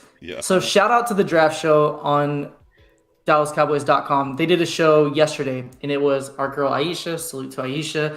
Kyle Yeomans, who joined our social. Shout out to Kyle. Brian Broaddus, obviously big fixture in the Cowboys draft community for a long time, and Bobby Belt. And they were bringing up players that we may or may not talk about in this mock draft we're about to do. And when a few names were brought up, wide receivers, and this is a shorter class in terms of height than usual, the immediate comment from Bobby Belt was, well, we know the Cowboys won't draft them. They like guys 6 foot taller. So that right there, while we all agree, yes, the Cowboys have a length profile or a size profile or a scheme fit profile that they're looking for. Number 2 cornerback, right? Number 2 cornerback. Yeah. So we have specific things and parameters we're looking for. When you have that, you can't go BPA because you're saying, I don't care if that's a better prospect. He doesn't fit what I'm looking for. I don't care if he produced more or had better film. He's not the link that we're looking for. We did that in the 2nd round with Kelvin Joseph because on almost every single draft board, Asante Samuel was the higher player, and we said he didn't fit what we're looking for. So we didn't go BPA even though he was available. So I just think it's interesting. And Brian Broaddus, being the former scout, his answer I thought was perfect. So shout out to him. I don't know if he's listening, but if he does, shout out to him. He said, when I'm a scout, what I do is I'm looking for the best player for this team. Your job as a coach is to find a fit for him. So when you ask the question saying, well, he's a right guard and you have Zach Martin, Broaddus is saying, this guy was the best player at that pick. You figure out how to make him a left guard. You figure out where he fits in the line because that's the player that will make your team better because he's the best talent in this draft. And you win by talent. Bill Belichick said, great talent wins you games. Bad coaching will lose it even with great talent. Like you win with great players in this league. So it's just interesting because you're going to hear different things from, again, and this is at the Dallas Cowboys own draft show. And there's differing opinions there. And I just think it's a great topic to talk about because what you think you may do when push comes to shove and Nick gives you two names or two different scenarios, you may flex even on what your own philosophy is. So it's interesting. Right. And, that's why each and every week, I'm every Friday on Twitter, follow me, your guy Nick's over there. I do 2 mock drafts and I've committed myself to giving you 2 without overlapping names. The only guy that I might overlap, which I didn't do this week, I'm going to pat myself on the back, is my guy, Juice Jr. Hold on, Dom. Say his name for me because y'all keep correcting me, so I'll make sure I say his name properly here. Hunter. Joe Jaravicious. No, well, yeah, he is Joe Jaravicious. Hunter Lipke. Yeah. And see, I watch tape. I hear the announcers call him Lukey at times, so it throws me off. Anyways, all the time. That's the only guy that I want, like currently, that can get in the 6th, 7th round with the West Coast offense. But I try to make sure I do multiple guys different ways for that pushback and what's going on and what's happening. Yeah. And I think it's a great way to talk about guys. And I think it's a great way also for people that are not in tune with outside your top, say 60, 70, 80 guys to get some names and go look at these guys and what's going on. Like for us, I know in the back channels, and we've been talking about it for about a week and a half, 2 weeks now. The quarterback from, and we talked about him on the Space Guys, Turner over there from Michigan, brother, he matches some length, right? He's 6 feet, and he's going to be a burner at cornerback. Plays a ton of man. He's going to be a burner. Solo. They just solo him in man coverage against All the day. Ohio States, the Garrett Wilsons, the Chris Olave, the Whoever. Jackson Smith and Jigba. Like, line him up. They just trust him. So a guy like that, and keep in mind, college has wider hash marks than the NFL. So Facts. You're out there on a complete island. Like we joke, well, we don't joke. We say like Revis Island and all these different cornerbacks. In college, if you're in actual true man coverage and not having safety help, you are actually on an island sometimes. DJ you Turner, are Ron. way out there. So yeah, DJ Turner. Yeah, DJ Turner, man.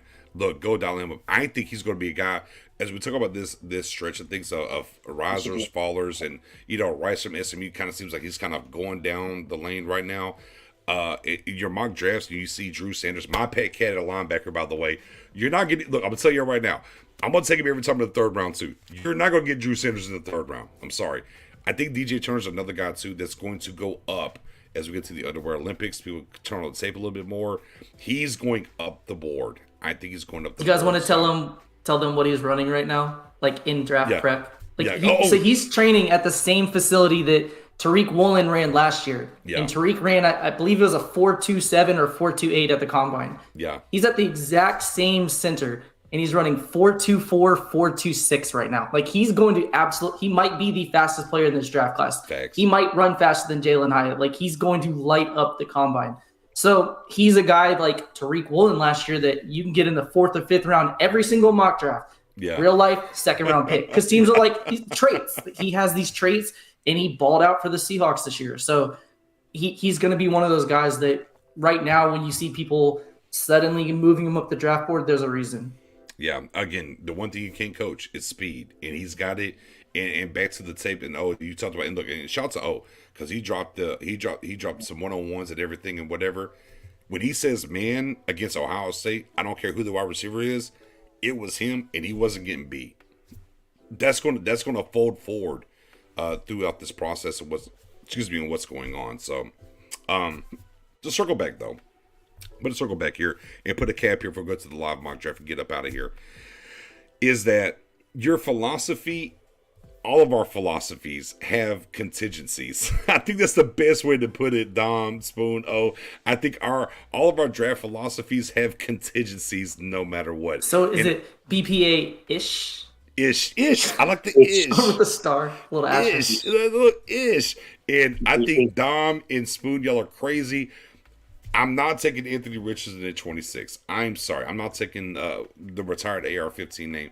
No. I'm not taking a quarterback in the first round. Ain't no way. Go. Ain't no way, boss. I'll die on that hill. Y'all can shoot them slugs at me. It's okay. Well, tight end. That was something we talked about last week, and we're not going to get in that whole diatribe now. But there, with PFF's new updated draft board, if you do a draft anytime soon, you're going to end up with all the tight ends, Osiris Torrance and Bijan, 80% of the time. That's what you're working with. So that situation, maybe a tight end is it, and Nix was absolutely, I don't care. No. I don't care if he's the best player. I'm not taking him because of what we have. And again, that's why we have this conversation, because there will be somebody in the draft war room for the Cowboys who feels exactly like Nix, and there might be somebody who's like, but this, what he could be, these conversations happen. Hey, look, I'll trade the 26 for Pitts for our draft tight end. Hey, listen, last year's draft, when the Cowboys drafted Tyler Smith, there was a lot of mixed emotions. Some people some fans was like way against this. Some fans were like, "Oh, let's see what happens." Some fans were like, heartbroken. Heartbroken. Yeah, I don't want. Dom wasn't. I don't want to that story again. Yeah. But Jerry came out and said we had him top 10 in our board, and everybody made fun of it. Shut up, Jerry. Your line X, Y, and Z. But just recently, they just had a redraft of last year's draft, and where do they have Tyler Smith? Number 7 overall. Oh. It's called the process. Trust the process, and that's the one thing that we all should learn about going forward this year, because it may be a move. As Professor O came out and said, if you mix what Professor O just said, what BJ was saying, what you may get is a player that none of us have ever thought of, but because the Cowboys have their type of players, it may be a player that we will all agree with, but it doesn't mean that it won't work out. All right. Dom, lend your plane here on the draft philosophy, and we're going to get to this mock draft. Last word for the Deacon Dom here on draft philosophy. Yeah, I still think, man, just go safe with your players. And yeah, you do want to think about positional value and BPA, but just go safe with the first 2 picks of the draft. And then at that point, go a little bit bold. But anytime you start trying to zero in on guys like they did with a Mo Claiborne, where they packaged picks to go all the way up, or doing with the Taco because he's the last guy at a position of need that fits their profile, or what they did with a Kelvin Joseph, those weren't really safe things to do. They tried to go too bold and zeroing in. But when you got your Zach Martins, Travis Fredericks, CD Lamb, let the board come to you. Let it fall to you and pick the best player that's there that you feel safe about. 10-4. Well, with that being said, as Dom put the ribbon, the bow, if you will, on top of that, let's get into the mock draft. Shall we, ladies and gentlemen? All right, guys, here we go. Let me make sure I got everything set up here. Boom, we're ready to rock. And boom, we're starting the draft. We are starting the draft. And ladies and gentlemen, in the comment section, I know I have our faces up here. If y'all can't see the draft well enough, I can actually make this draft full screen if that works better. And we'll just talk on the back end. So let us know if you like this way, or I can make it full screen. Y'all let us know what y'all want to do on the chat side, and let me go in here and of course everybody on the panel. Can y'all see it or no? Yeah, I can see it. So the Giants said, Saquon, this $14 million a year, we just saw Aaron Jones take $11 million. We can't afford to pay you that, and they took Bijan Robinson. Giants took Bijan. So interesting mock draft. Right before us, and we're used to that here in Cowboys Nation. Right before us, a guy might go. So Bijan's off the board. Ain't got to worry about that. We do not have to worry about Bijan. Right? So let's take a look at what's available here, guys. Right? So Banks, cornerback, Maryland, on the board. Nolan Smith, edge. Whoa. Hold on. No. There was. Forget the dog side here. Okay, put Kirby aside here for a second. You had these top 5 positions in the first round, right? These are kind of hitting some things, right? Yeah, we have 2 of my top 5 that I'm taking no matter what. Yeah, That part. So now, I'm just telling you now, I'm already not trading back because my rules are in effect right now because of what's on the board. That part. And of course, now tight end was not in your top 5. Right. So well, actually, it was because I said receiver, so that could be if there's an elite tight end or wide receiver. I did cheat a little bit. Yeah. Okay, fair. So yeah, I'm not trading back no matter what. You guys feel free to. Yeah. I mean, I'm good on the Stanford quarter. Okay, now, Dom, is this quarterback intrigue you here? Is this the best guy on the board? Absolutely not. Okay. Now, with such disdain, absolutely not. All right, fair enough. Sam, the Giants took him 1 pick before us, 25. Yeah. Oh, yeah. Hold on. Let me see. I'll roll back. So Will Anderson, number 1. Will Levis to the Texans at number 2. By the way, Witherspoon, the cornerback, at number 3 for the Cardinals. Bryce Young makes it all the way to number 4 to the Colts. Jalen Carter, that's ugly in Seattle. Jalen Carter. Branch, the safety, Alabama, to the Lions. Tyree Wilson. The Seahawks got rid of Russell Wilson, who's washed, and got Jalen Carter out of it. And last year, that was a great trade for them if they get Jalen Carter. Yeah, absolutely. Because, I mean, Geno Smith is in the building, right? Right. So, Dom, your guy, Wilson, you've been pounding the table for him. Goes to the Raiders here, Texas Tech edge. Man, yeah, that's an awesome pick for them. Yeah. But they need a quarterback, so I think that's a great pick for the Falcons right there. Here's the thing, though. I think they like the young. The coach that's there likes the guy they have in the building who put up damn near 40 yards. Was it against the Chiefs or whoever it was, or I forgot who you put it up against? But they might like him. There's something there. We'll wait and see. C.J. Stroud to the Falcons. It's a good pick. Yeah, right there. Never mind the guy from Cincinnati picked last year. Whatever. QJ, wide receiver. Oh, QJ and Moore over there in Carolina. Wow. Talk about a little duo there, a wide receiver, right? Hey, Len.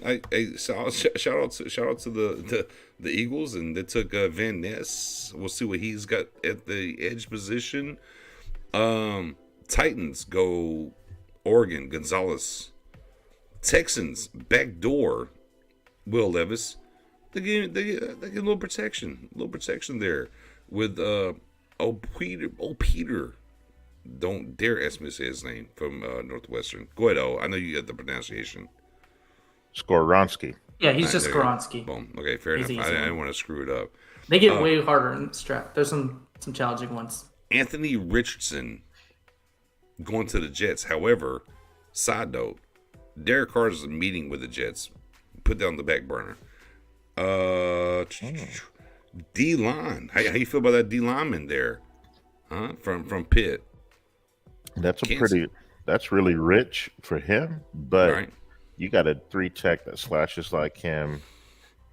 That I could see where a team might think he's first round value, but I got him as a second round grade. I love that the mock drafted exactly what the Packers would have done and say, I know that the wide receiver's on the board, but we're going to take something else. Yeah. They went Johnson, the tackle from Ohio State. I like the Washington pick here, too. Yeah. With all they have at wide receiver. Let's take Najuba. Let's do that. Broderick Jones, go Dogs for my guy O. Yes. Right? Oh, Addison. That's interesting. Addison. I like the Addison pick to Detroit. That's sexy. That's super sexy there. Another D lineman here, often injured, but really good at Clemson. Getting a little long in the tooth over there. They could use a linebacker, but Brees on the board for the Bucks. Murphy, back-to-back Clemson edge for Seattle. Oh, my God. So Seattle went. Wait, am I tripping? They took Jalen Carter at 5. Ooh, okay, D-line. D-line stand up. Porter Jr.'s off the board for the Chargers. Zay Flowers makes a lot of sense here for Baltimore. Kincaid, why would not honestly Minnesota with Hawkinson? They're not gonna. Yeah, that like sense. that's crazy. Carter, edge here for the Jaguars, and then Bijan, and now the Cowboys are on deck. So again, top from PFF, Nolan Smith. Oh, excuse me. Banks, Maryland, Smith, Mayer, McKee, Harrison. Is there a particular position you want me to go look at real quick? I'll say this. I think cornerback is going to be a bigger need because not just for the number 2 spot. Osiris in the building. Osiris and Steve Avila is in the building. I mean, where y'all want to go, guys? What are y'all feeling right now? I'm going corner. You going corner? All right. I have to go corner. Yeah, because again, we have we need a number 2, but Dick's contract right now. If that isn't going too well, then and he wants to hold out or not come to training camp, at least you have a cornerback on deck ready to start just in case. Boy, wide receiver. Dell, Downs, Boutte, Hyatt, and Rice, Washington. Okay, all right. So, but Spoon, where you at? Who's your pick? I'm corner. Gotta go corner. You going? Okay, all right. Dom, where you at? Who you picking here? Oh, I'm getting that edge rusher. Oh, you going Nolan Smith? And he's an upside guy. He hasn't fully put it together, and he's injured. But yet, the value that I feel like I can get right there from him, I would rather go Nolan Smith at this point, even though I like Deontay Banks. Okay. All right. Fair enough. So, I laid out my rules for you. And right now, the draft board, the top 3 all fit my criteria. There you are. Yeah. I'll be honest with you, I haven't watched Banks yet. So, I know that Dane Burgley loves him. I know that the draft show loves him. A lot of people like him. I'm sure he's great. I haven't seen him, so for me, it's an easy one. I'm taking Nolan Smith. I mean, I could dial it up, but that's fine. I won't rock the boat. I'll go with Nolan. I ain't mad at it. Let's go Nolan. No wide receiver. Not yet. No wide receiver. Oh, I can't say that. Nolan Smith it is. I can't even tuck into Osiris. Fair enough. All right. We're into round 2, ladies and gentlemen. Ooh. I'll talk from PFF rating. And let me be clear. For everybody in the building that does their mock drafts or whatever, look, I literally had a guy inbox me, or actually he tweeted at me, and he took 5 running backs and got like a B+ grade. Like, don't worry about the grades that you get here on these picks. Understand whatever and what's going on. Don't worry about the grades. They're indifferent. All right, so tight end Iowa, Laporta. Safety, Brown, Sidney Brown, Illinois. Tomlinson, TCU cornerback. Sure. Ooh, halfback. Zach Carbonet. I mean, where we at? Eli Ricks. I mean, Jack Campbell, Iowa. I mean, what are y'all feeling? A sneaky get right here would actually be the linebacker, Jack Campbell. Okay. And I think what he can bring to that Dallas defense is somebody who can stabilize the middle to be able to help be that green dot even because of the kind of headiness that he plays with on the field, but also the kind of studying and what you're hearing outside of the field. Right. And he has enough athleticism to be able to move from tackle to tackle. I wouldn't say completely sideline to sideline. And you see a lot of him dropping in coverage in college. So he represents as the third. No, actually, he's the number 2 linebacker on my board right now behind your boy, Drew Sanders of Arkansas. He's there right now. I saw him, by the way. Yeah, Drew's there as well. But for what it's worth, I mean, for this exercise. Wow. Yeah, for this exercise. But here's the thing, Dom. Iowa defensive player, you'll never talk me out of them. I mean, you just won't, man. That's what they do in this league. They push people in. But let's talk about the Cowboys outside of this, Spoony. So we went and got edge we went and got edge here in the first round. And then this goes back to the draft philosophy, okay? Is it BPA or is it BPA by need? I mean, where are we at? Obviously, we don't know the free agency side. So, where are you at right now? We took Nolan Smith here, Spoon. What are you looking at? Is there a position you want to look at? You know, I gave y'all the top 5 guys from PFF on the board. Okay. Is there something else you want to look at, though?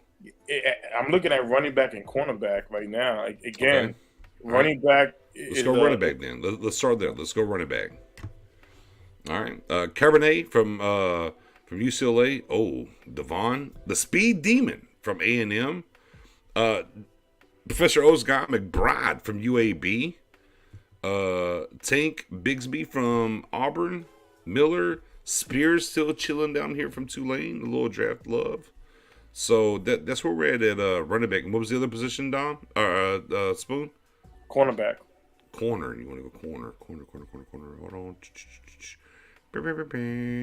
Y'all know you watch the wide receiver though. Tomlinson, obviously from TCU. Ricks from Alabama. Cam Smith, South Carolina. Ringo in the building from Georgia. Darius Rush from South Carolina as well. Phillips from Utah. A personal favorite of mine, Jalen Jones. The age, the height, just what he brings to the table. I like him more. I know there's some people that think he's more of a safety in the league. I actually like him at cornerback more than a lot of people. Bennett from Maryland, and then you can get in the weeds. And even the Bennett's kind of in the weeds is where you are. Man. Dom said, man.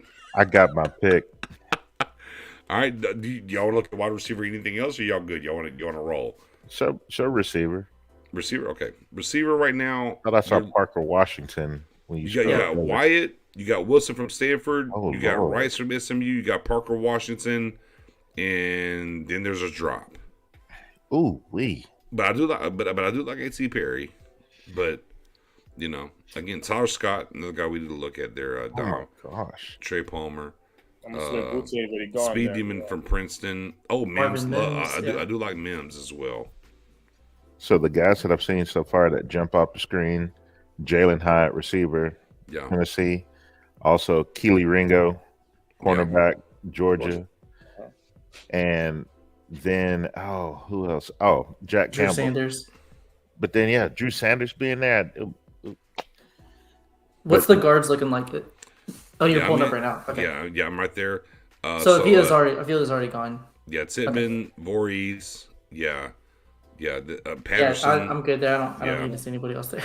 Do you want to look at tackle or no? Nah. Okay, 10-4. See, this is interesting. Like, if we're the Cowboys right now, and you're looking at Jalen Hyatt, like that's the name the Cowboys fans love. He's a wide receiver that has that deep speed. I hate him at 26, 58. Different story. I would definitely entertain that at that spot. Keely Ringo, traits guy. He was a guy that early mid-season was like he's a top 5, top 10 pick, and then the Ohio State game happened, and truthfully, I don't think he played as badly as people are saying, but it is what it is. I think they completed 6 of 13 passes on him for like 67 yards. So that's a pretty good game when you're going against Marvin Harrison and some of those receivers. But from a trait standpoint, he's a 6'2", 205-pound cornerback who's going to run a 4.3. He's going to jump over 40 inches. He's going to bench like 18 to 20 reps. Like, he's a physical freak. So I think DQ would love like what he could do with him. Drew Sanders, Arkansas guy, checks that box. He's a linebacker, checks that box. He can rush the passer, checks that box. Although now that we drafted an edge, maybe you don't use him quite as much, but you would still utilize that because that's in his toolbox. So there's definitely names. I think the Cowboys would love if this is how the board fell in the second round. Because there's a lot of routes you can go right now. So Tomlinson, TCU cornerback, y'all are out on or no? I don't like him as much as some of the cornerbacks that are still on the board. So, like, where I have him ranked personally, there's 3 guys that I already have above him. So, for me, I wouldn't even consider him at this pick. Got you. Dom, same? Or okay. So again, Wisconsin is O-line U. And I know Titman is as a center. You don't project into a guard. That hair is glorious. Yeah, you can just tell by looking at that picture, like, what type of guy he is. Yeah, Titman is a guy that I actually am interested in acquiring him. He could do the same thing that Landon Dickerson has been able to do for Philly. You know, they drafted him thinking that maybe Kelsey was going to retire and move on. Kelsey has stayed on, still staying on. And so they started him at left guard, Dickerson. So I could see doing the same thing. Yeah. Darnell Washington tied in. That move you or no, guys? Oh, I mean, every Georgia player moves me, but with what we have in house, I'm cool passing on Darnell Washington. Although I think he'll be a good pro. So no running back here either for you. No, we're still way too deep at running back. Okay. In my opinion. All right, guys, let's pull the trigger. Ringo. Ringo. Ringo? Yep, cornerback. Georgia guy out there. No, I love it. Go Dogs. I would love to go back-to-back, but we don't draft Georgia players. Definitely not going to draft them back-to-back picks. But I think right now with what's on the board, the Cowboys would run to the board for Jalen Hyatt, in my opinion. That's what they would do. I also agree. So we're at a stalemate, ladies and gentlemen. Me and O are on the Hyatt train. Spoonie and Dom are on the Ringo train. So guess what's up to the chat right now? Chat, is it Hyatt or is it Ringo here with the second pick? Chime in, let us know. We'll take the votes over the next couple of seconds here, minutes, and we will then pivot and do what we got to do. So while we're waiting on that, Nick, sell them on why Hyatt at 58 is the better option, in your opinion. Speed. You can't coach speed. You can't coach speed. And I know he's been stacked behind and the hashes and different things that people talk about, the whole nine. But, man, it's speed. It's ultimately speed, man. You got three highs so far. You find ways to make that work, and you need that. This offense has missed playmakers and speed for a long time. You inject that into the veins. Dom, why Ringo over Hyatt right now? Huh? I said, Dom, why Ringo over Hyatt right now? I think in this situation, Ringo represents the same thing that you would have gotten out of a Trayvon Diggs when he fell to 51. Talking about a player that we thought was potentially going to be our pick at 17, but Lamb fell into our lap at 17. And then, we would have been comfortable taking Trayvon Diggs in the first round that year. I think Ringo is the same kind of player as far as the value. And 6'2", 214, guy who's probably running a 4.3 with all the traits that he has, already producing the way that he has, and still with tremendous upside. He is not a finished product. High ceiling. I think he still has a high floor. And like you said, even I said, like, man, look how he was abused in the national championship game. But really, he wasn't. Well, not national championship. What was that? Semis against Ohio State.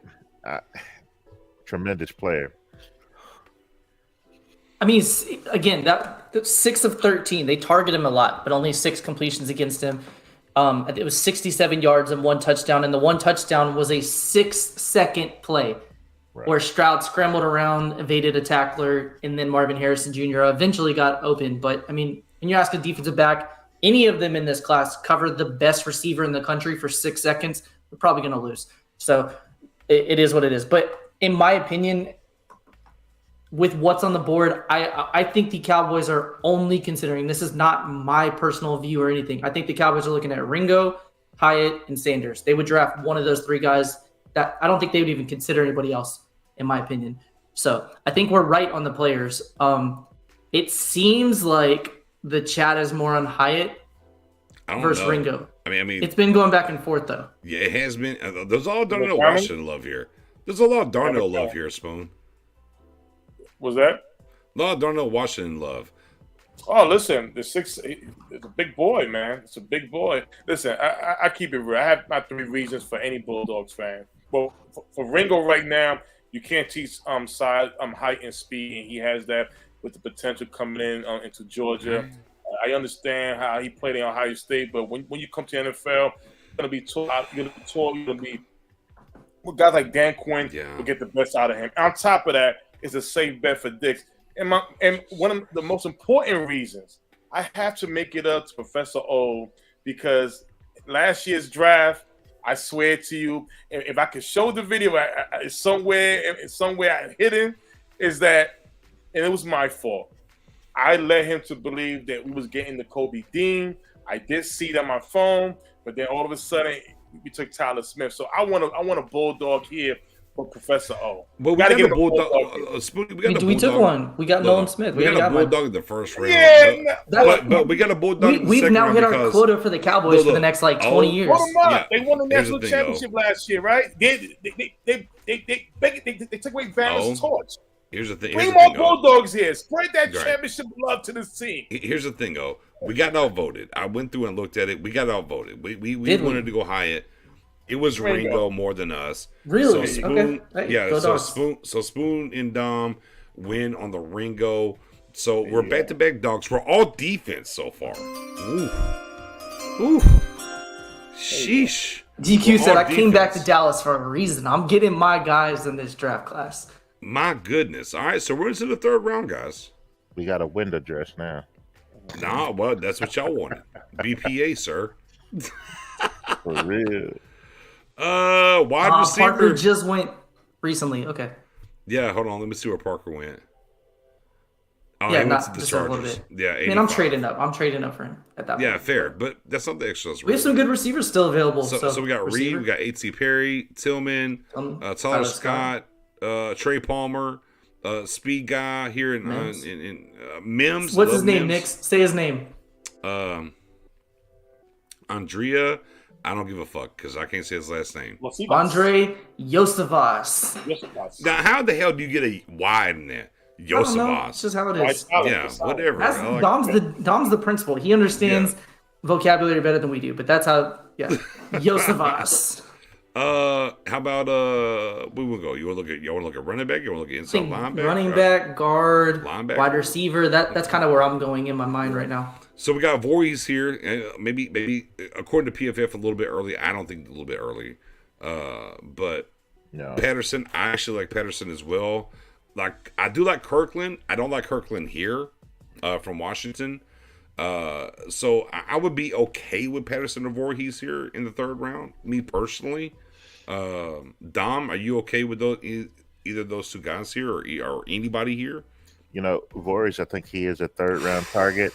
But the two guys that I've seen so far that is the highest on my board is Cody Mock right there. Well, yeah. North Dakota State, and I think you can put him at guard. Yeah, I'm with you. And then the other player that I saw is Tyler Scott. Fair. Of Cincinnati receiver. Fair. No. Drew Sanders is on the board. You still there? Drew Sanders is there. You got to take him, man. Oh, hold on. What about running back? I mean, Spears here at running back still. Johnson, Texas still there. Keanu Mitchell. Keanu Mitchell's in the building.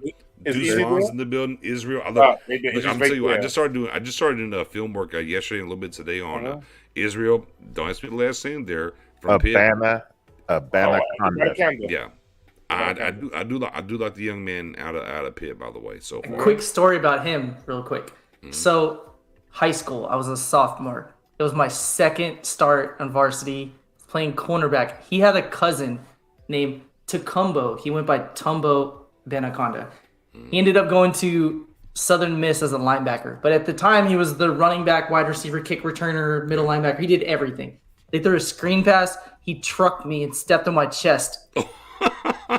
First time in my entire life playing football where I'm like, what happened? Like, someone let me know what happened. Like, I had no idea. And then in the film room that entire week, like, we just watched it over and over. It was funny. But his cousin was a beast. So just throwing that out there. Man, I think I'm on the Cody Mock train here for me personally. I don't know where y'all want to land at. If there's the other position where you pull up, let me know. I'm going with Drew Sanders. That's just me. Drew. I mean, I love Drew. And that's the value as well. You know, but now go back to draft philosophy though. Here's the thing about draft philosophy. You've went two defensive players now. In third round, you want to go back to the defense again? Well, it's BPA-ish because ish. Okay. Shots over the because we don't have we no longer have LBE and as of now, and we don't know the linebackers as far as the LSU guys if they're going to be ready for the season. So I will go Drew Sanders to cover that up. Okay, Dom, So where you Nick's landing here? Dom, I tell you guys all the time how I feel on offensive line, right? I Yeah. hated it in round 1. Don't Yeah. want to take it. Not because I don't think there's guys worth it, but we've taken 4 guys in the first round in the last 12 drafts. That's crazy. In one, I hate it so much because of how much we've spent resource-wise. But I tell them all the time, round 3, round 4, absolutely. You can draft the guy in round 3 every single year at offensive line. I don't care. I'm 100% Cody Mott right now. I'm not even looking at Over Drew Sanders? Yep. Like, let's be honest. I just want to ask you Because of what we've done. We took 2 defensive players. Okay. I was just saying. Yeah. But I was just saying from a prospect. I got you. Okay, I'm with you. Yeah. Dom, where you at? Are you Mock or Sanders right here? Imagine us fixing all 3 levels of the defense, or adding to it, I could say. Just imagine that. Yeah. Yeah, talk to me, Goose. I mean, listen. No. Talk to me, Goose. Dom, you said imagine, but you didn't tell me who. And then here's the other thing. It'd be Drew. But my best player available would be Drew. It would be. He'd be BPA. BPA-ish. No, he'd be the BPA, no ish. He's Like he would be BPA. the best player. Yeah. I'm changing my pick. Okay. Drew Sanders, linebacker. Look at this elevation in your guy, Professor. I am not offensive line guy, and I'm the only guy right now saying we could use some help. He's a great Hold on, player. hold on. Let's take him. Now, I could look. Now, here's the thing, though. No, Drew Sanders is the BPA. Here's the thing. But here's the thing, though. I could send this to the gulag. Shout out to my Call of Duty players. I could send this to the gulag and be like, nah, we're going to Cody Monk and let the chat decide. This is one guy I'm not letting the chat decide. I claimed him earlier this week. He is my pet cat. And if I got 2 people on my side that I can tip the scales, man, we're taking Drew.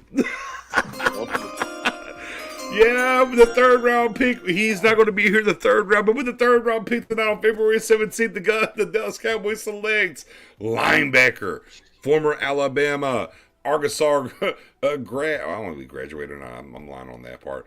Drew Sanders. Man, hey, look, and I do implore everybody in the chat, if you've not went and dialed up Drew Sanders' tape this year, man, go look at it. Because you're going to see 6'5". Look, for better or worse, he's white. Oh, he's LVE. Man, he is not LVE. Nope. Not how he plays. Like, you need to go dial that up and really look at LVE. The one thing that I do hate about the PFF draft, and unless I'm tripping, there's no way to see who you drafted already. Because I want to it would be great to pull it up for people that just joined or whatever, and say, hey, here's who we drafted or whatnot. Is analysis. Yeah, see, there's nothing there. There's no way to pull up who we drafted. Yeah, so entertain me and go to defensive tackle. 10-4, all right. But for everybody that don't know, we got 2 Bulldogs. Okay, we have Nolan actually, Smith. I was gonna say Nolan Smith, but I want to ask, who is your favorite Bulldog in this draft as a fan? Oh, I mean, it's easy, but that's Jalen Carter. Like he's just so good.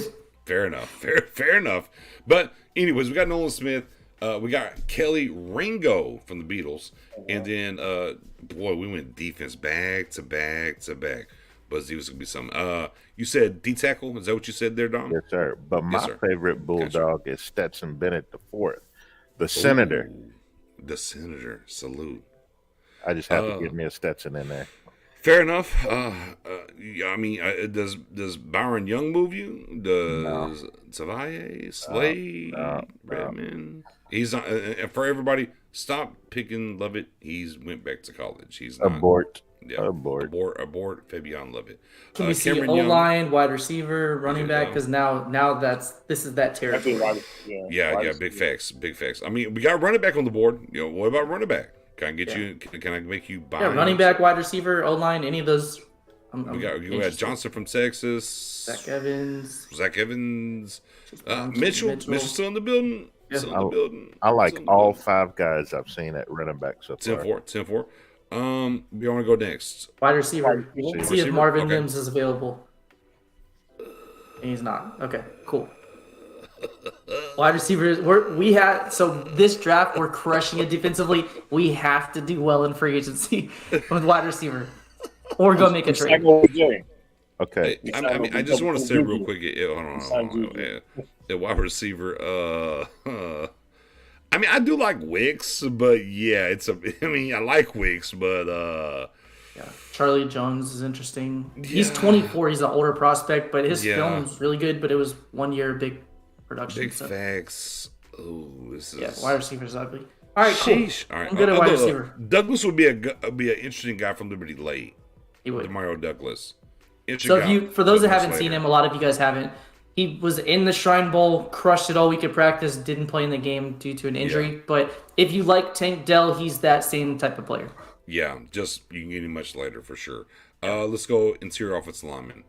My guy Voorhees. I've been pounding the table about Voorhees. I like Voorhees personally. I don't know if y'all I like Patterson as well.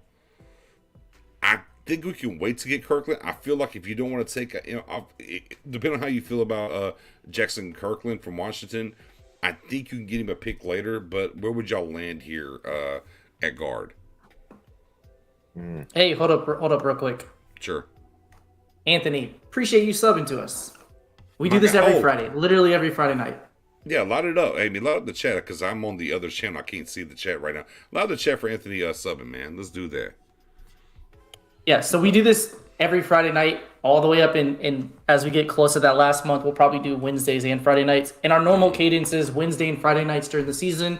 Nix does Twitter Spaces. If you want to follow him on Twitter, you can check us out there. And then we have draft content all over Twitter as well. So appreciate you subbing. Thank you. So interior offensive lineman, aka guard. Where you at, Dom? I like Xavier Hutchinson as a receiver here at this pick. I think he's a good possessions receiver. He's got great hands. He's not going to wow you with like his athleticism, but I think he's a sneaky, solid player in this draft. Cyclone. I like it. Okay. So another guy too. This is a guy our mod extraordinaire Mendoza loves. Raheem Jarrett.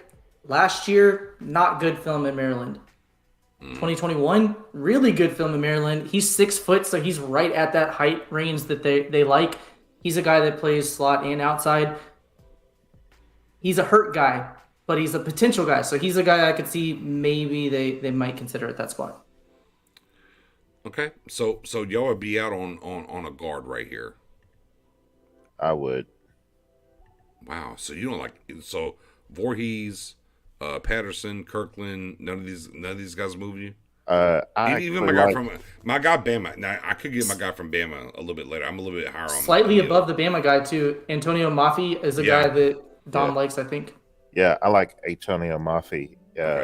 He was a guy that was massive, over 400 pounds when he entered UCLA, and he was on the defensive side of the ball. Then they flipped him to the offense. He's played guard down to 338 pounds. Just a powerful guy on the inside. But I think you can even wait and get him with our 5th round pick. So okay. So Spoon, where you at here? Are you wide receiver, lineman? Where you at? It has to be wide receiver, running back, in my opinion. Okay, all right. Because I feel like we don't dress one, it's gonna fall off completely. Okay, all right, guys. So it feels like y'all are kind of wide receiver. If it's wide receiver, where you want to be at here?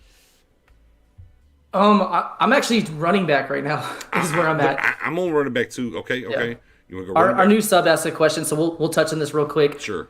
We actually started out the show with Dalton Schultz conversation, but yeah, we all believe that he's going to leave.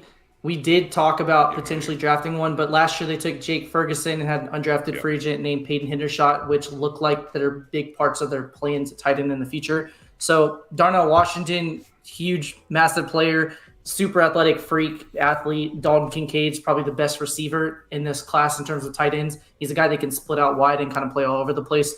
Both good players, but we did not take that just because we felt like there are better players on the board. And Kincaid was gone before we picked in the first round. And then, of course, the Bulldog was there in the second round, but we pivoted for another Bulldog there in Ringo, for what it's worth. So who's the halfback here, guys? If we're going halfback, who's the guy? Are we going Johnson, Hook'em Horns, Evans from Mississippi, Brown, Illinois, Mitchell, East Carolina? Where y'all at? Deuce Vaughn, even Dad's in the building, to be clear, as a scout for the Cowboys.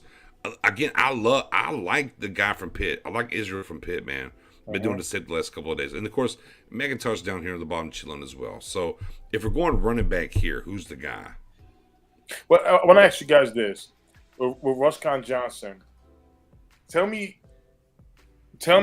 is there, it's a crazy question, but some people have mixed thoughts about him and Bijan.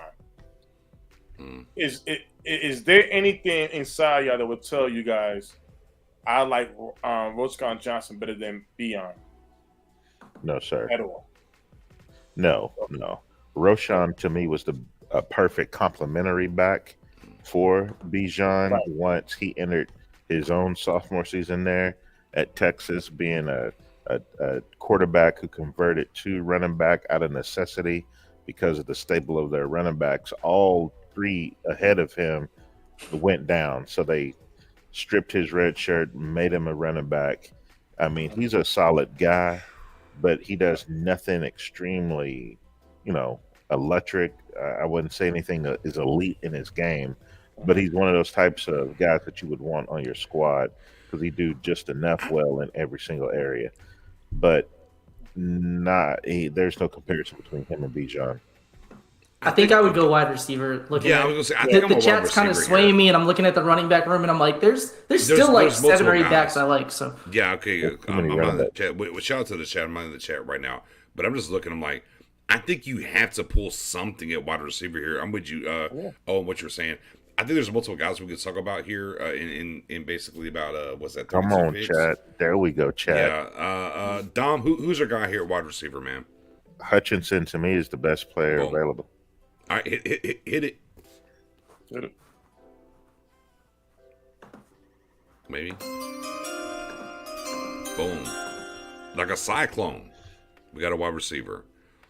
Now, this is going to be interesting here. I mean, a little bit. I would have taken Raheem Jarrett there personally, but okay, fair enough. Xavier's good. I like Xavier. He played at Blinn College before Iowa State, so go Bucks. All right, now it's going to get interesting here now, Dom. Now we got look, we got Mafi. We got that guard still here.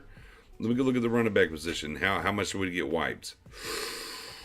Yeah, we got still pretty good. Chris Rodriguez is there, but I like Rodriguez. I like McIntosh. I like Israel. I mean, we got really wide. Let's go to interior offensive lineman though. I'm telling you guys, Chris Rodriguez is going to be the Isaiah Pacheco of this draft. He's not as fast. He's not a 4-3 guy. He's probably going to be more of a 4-5 type player.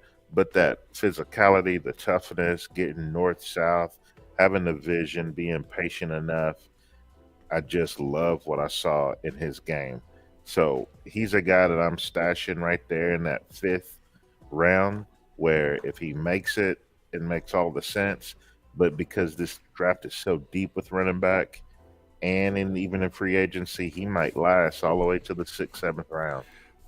Hey, is Stetson Bennett time our third dog there? No. I'm just joking. I know. See, and keep in mind, right now it's interesting because there's players that I like at 2 different positions right now. Yeah.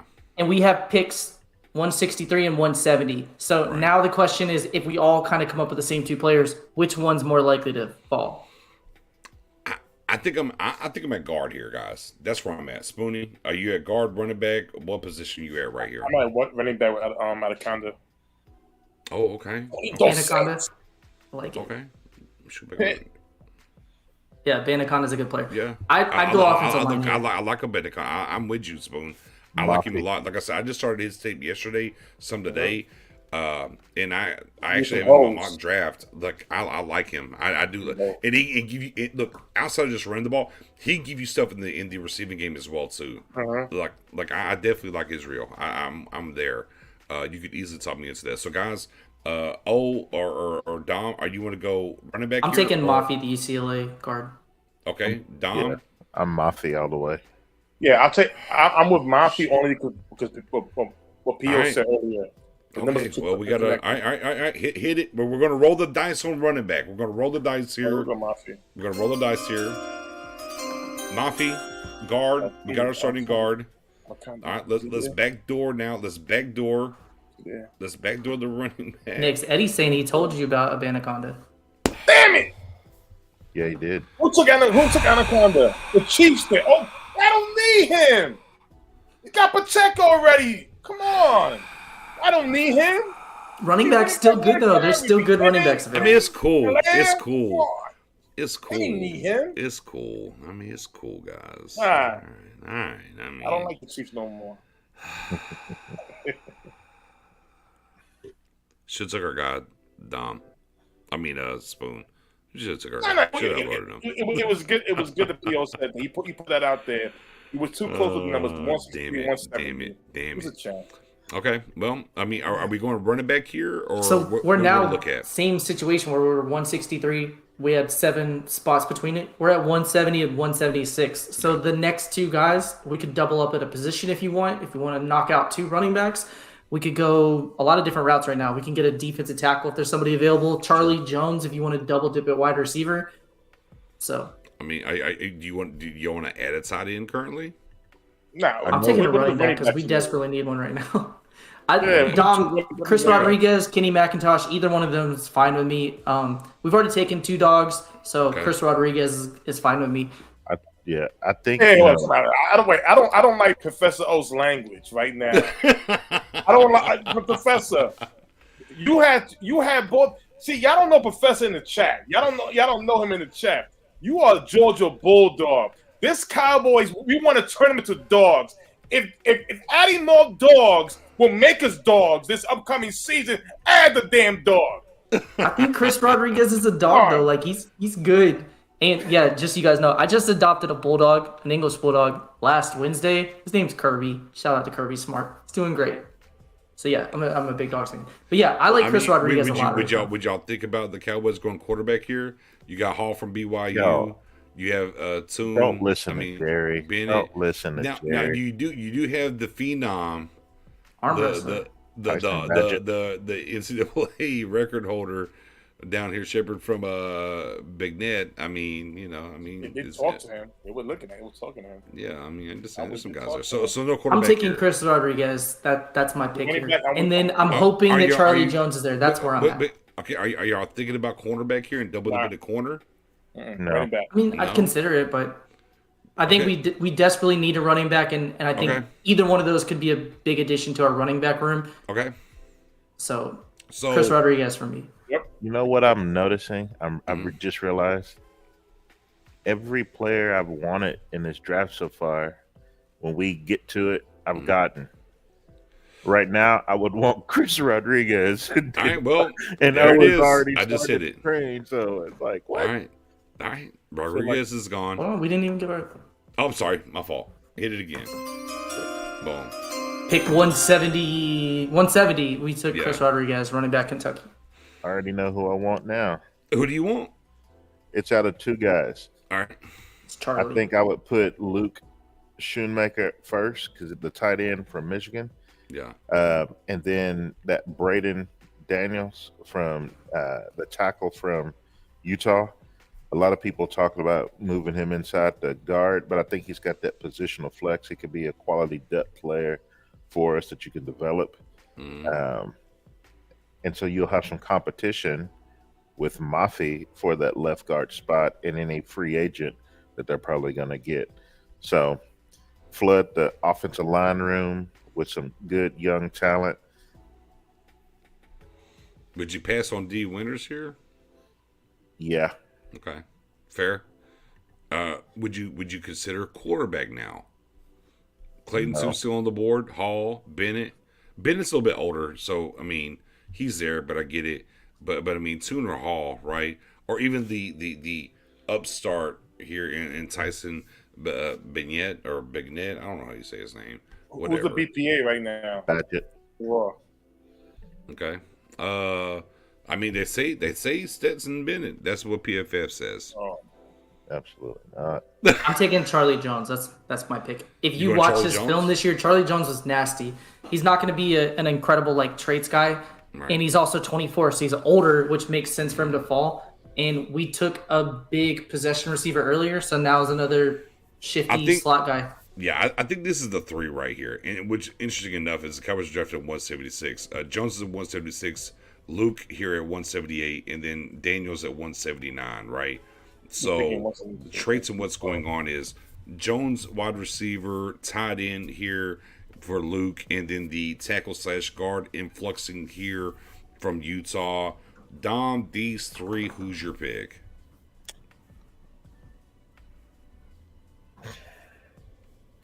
Luke Schoonmaker. Spoon, who's your pick?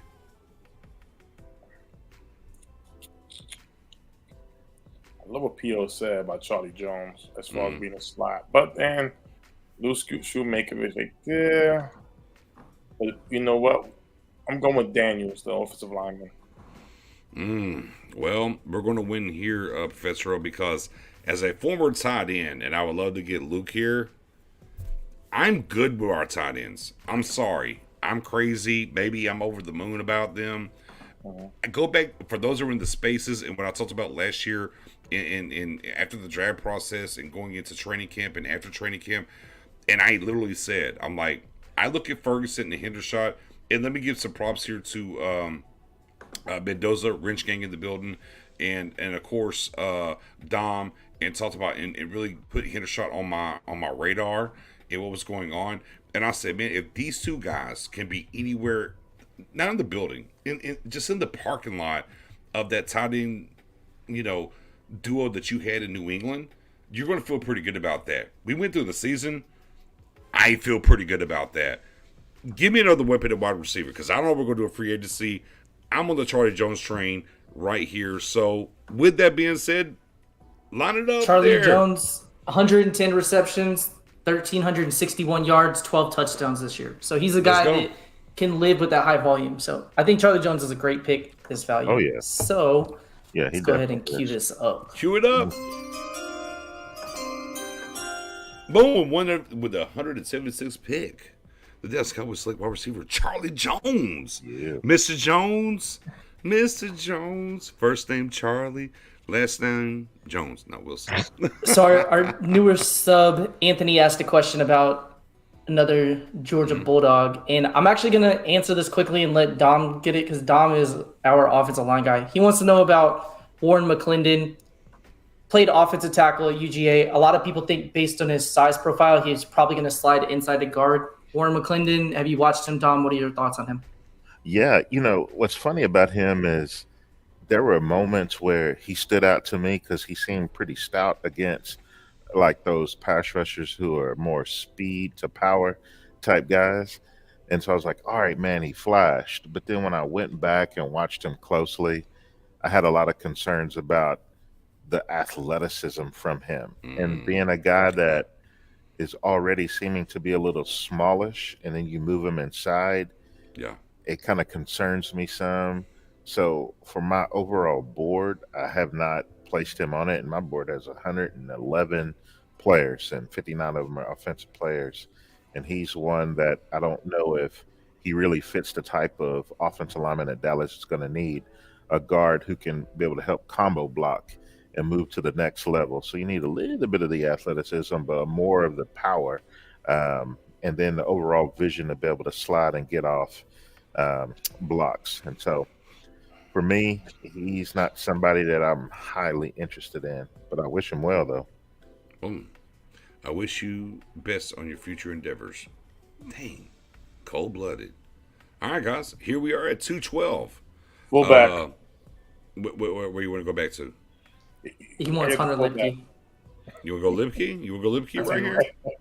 See, I don't think that's a bad pick, because we took Chris Rodriguez, but we waited a long time at running back. So we only have one right now, and he's a guy that fits two holes. I'm completely.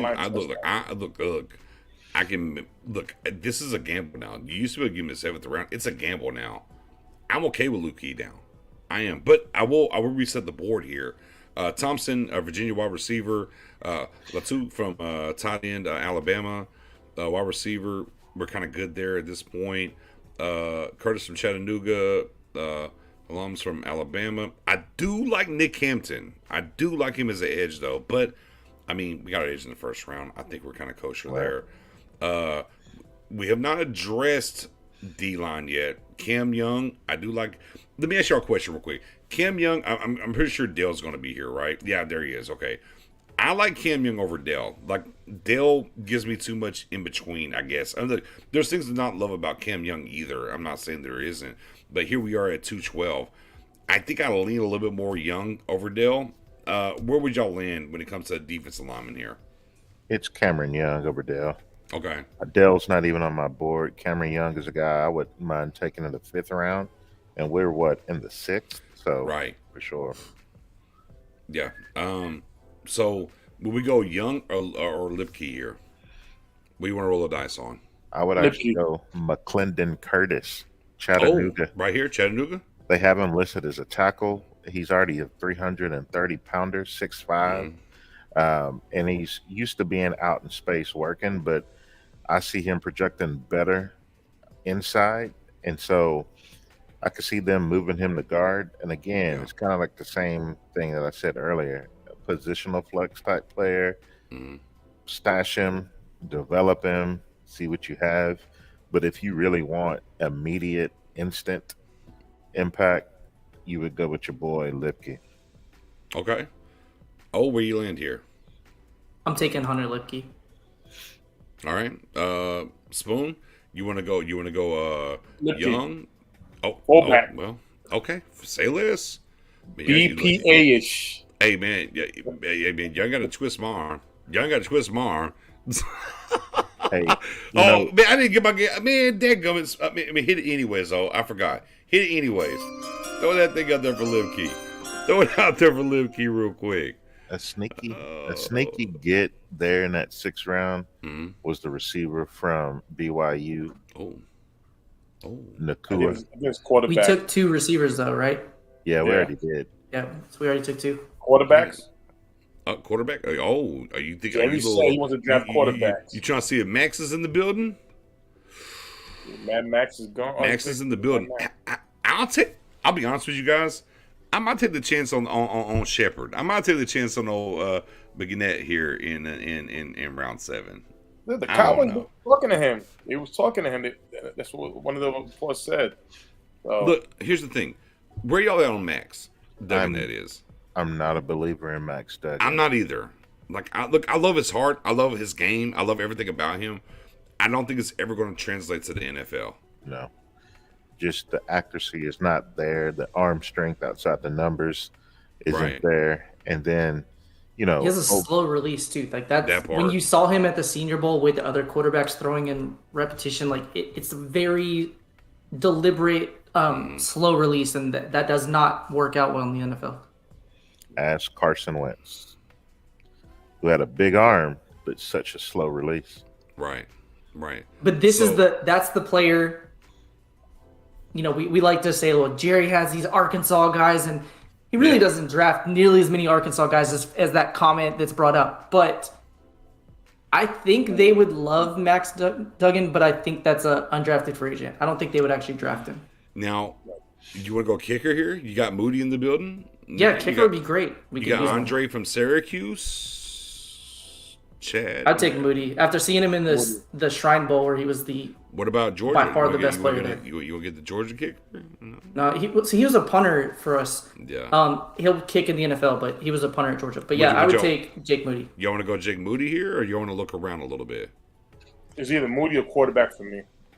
Okay. Which quarterback, Spoon? Which quarterback you want? Tyson. Shepard. Kid from Shepard. Okay, Tyson. I got you. Yeah. All right. Dom, are you good with the kicker here at 7th, or you want to look around a little bit? I'm letting my special teams coach gonna get him some love right now. So he's been sitting patiently all throughout the draft, waited the last day, last pick. So I'd get Moody because we need special teams to be a strength and not a curse and a detriment to us. And I mean, that's the best kicker in the draft. Yeah, I mean, nobody wants Evans, the punter out of Wingate. No, we're good. Don't even know him. Turk, punter from Oklahoma. No, y'all know me. Hashtag special teams matter. I'm good with Jake Moody here. Absolutely, I'm good with that. let's go ahead and crown it. They said they're starting over, right? The organization said they're starting over at kicker. So let's make it happen and go from there. Moody from Michigan in the building. So first and foremost, and this is why we say, be damned what PFF says. So we get a B+ for Nolan Smith. Ringo gets a whole ass D. In what world? It meant dynamite. D for dynamite. Drew Sanders a B+, Hutchinson with a B-, Mafi with a B-. Oh, they hated the run. Look, and here's the thing. If you, at 26, and I already know this because my mock draft's up on Twitter if you haven't seen it yet. If you draft Bijan Robinson at 26, they give you a C. So no big shock here that Rodriguez gets us a D. But the Charlie Jones, Mr. Jones, with the A-. Yeah. Lipke with the C-, Moody with the C+, and we get the B- overall from PFF. But if we break it down here, right, super heavy. The one thing that kind of rings in my head for this mock draft, that we talked about last year, and the one thing you talked about in our conversations was, wherever you're close to being elite at, go do that. And this defense was damn near elite last year. And then you influx it with Nolan, Ringo, Sanders, no matter who they bring back or whatever. You feel pretty good about that. And then you help the offense the rest of the way, right? You do that to go be elite. And then here's Hutchinson, here's Mafi, here's Rodriguez, here's Jones, right? Lipke and special teams. Like, I feel pretty good about this draft, guys. Last week's draft was good. I might feel a little bit better about this one. This is a Will McClay draft, too. Mm. You have, 3-4 SEC team of players? Yeah. Well, 5 maybe. No, Let's see. 4. 4. Yeah, 4. We got 2 from the Big Ten. We got a Pac-12, Big 12, and then we got the small school guy, And keep in mind that Keely Ringo pick, if you look at where we picked him, we took him at 58. On their big board, they had him at 75, so that's why they gave us a D. Yeah. But I mean, look, you have Nolan Smith who's going to immediately help out in run defense, right? That's something that Cowboys fans want to get better at. And he's an edge rusher. And you have Dorrance Armstrong. He has 1 year left on his contract. You have Tank, who's getting long in the tooth. And you can never have enough edge rushers. So having him, value. Keely Ringo, you have a big full traits guy, somebody that you can bet on, especially when you have Joe Witt Jr., DQ, Al Harris. Like, you have a really good room in terms of support from a coaching standpoint to develop him. And then Drew Sanders, if he's there, there's no way in hell he's a B+ there. If Drew Sanders somehow falls at round 3 and you take him, that's an A+. Yeah, 100%. all day. Hey, man, I'm telling you right now, if we get Drew Sanders at 58, I'm bringing it back out, Spoon. I said if we took CeeDee Lamb at 17, I'm going streaking. I did it. If we get Drew Sanders at 58, I'm going streaking again. So now we know your pet cat. We got you. Yeah. So, Nix, be clear to people. Mm. There's scenarios where you would take Drew Sanders at 26 and not have any issues, right? That's how high you are on him. Okay, it's cool. Yeah. So I just want to put that in context for people who, maybe some of our new subs or people who haven't heard how much you like him. No, yeah, no. I've looked at everything that he brings to the table and what he can mean, and we think about what Dan Quinn does and what's going on here with Drew Sanders. I absolutely do believe throughout this process, it sounds great. And if you look at PFF and if you're doing those mock drafts and what's going on, he wasn't on the board for the first 3 rounds, and magically now he's going up. No, Drew Sanders can give you a little bit of everything. He can run, he can rush. And unlike LVE, to be clear, he gets off of blocks. The one thing about LVE and going through the process was he was quick enough to get around blocks and do different things. That's not who he is. It's power at the point and getting off and doing things. The things that you don't like about him that I would say is a snap slow recognizing. We got to coach him up, though. See, I get the player in the building. You coach him up a little bit. There's some things for him to see that maybe a little bit slower that he has to get to. But athletically right now, he's able to make up for it. Now, the NFL is going to be a bigger gap there. I understand that. But in general, his traits physically are, again, he's linebacker 1 on my board. He just is. He's linebacker 1 on my board. There's things he has to work on, a little recognition, a little getting in the book, and maybe a little bit more film work even. Maybe there's some of that that can help him along the ways.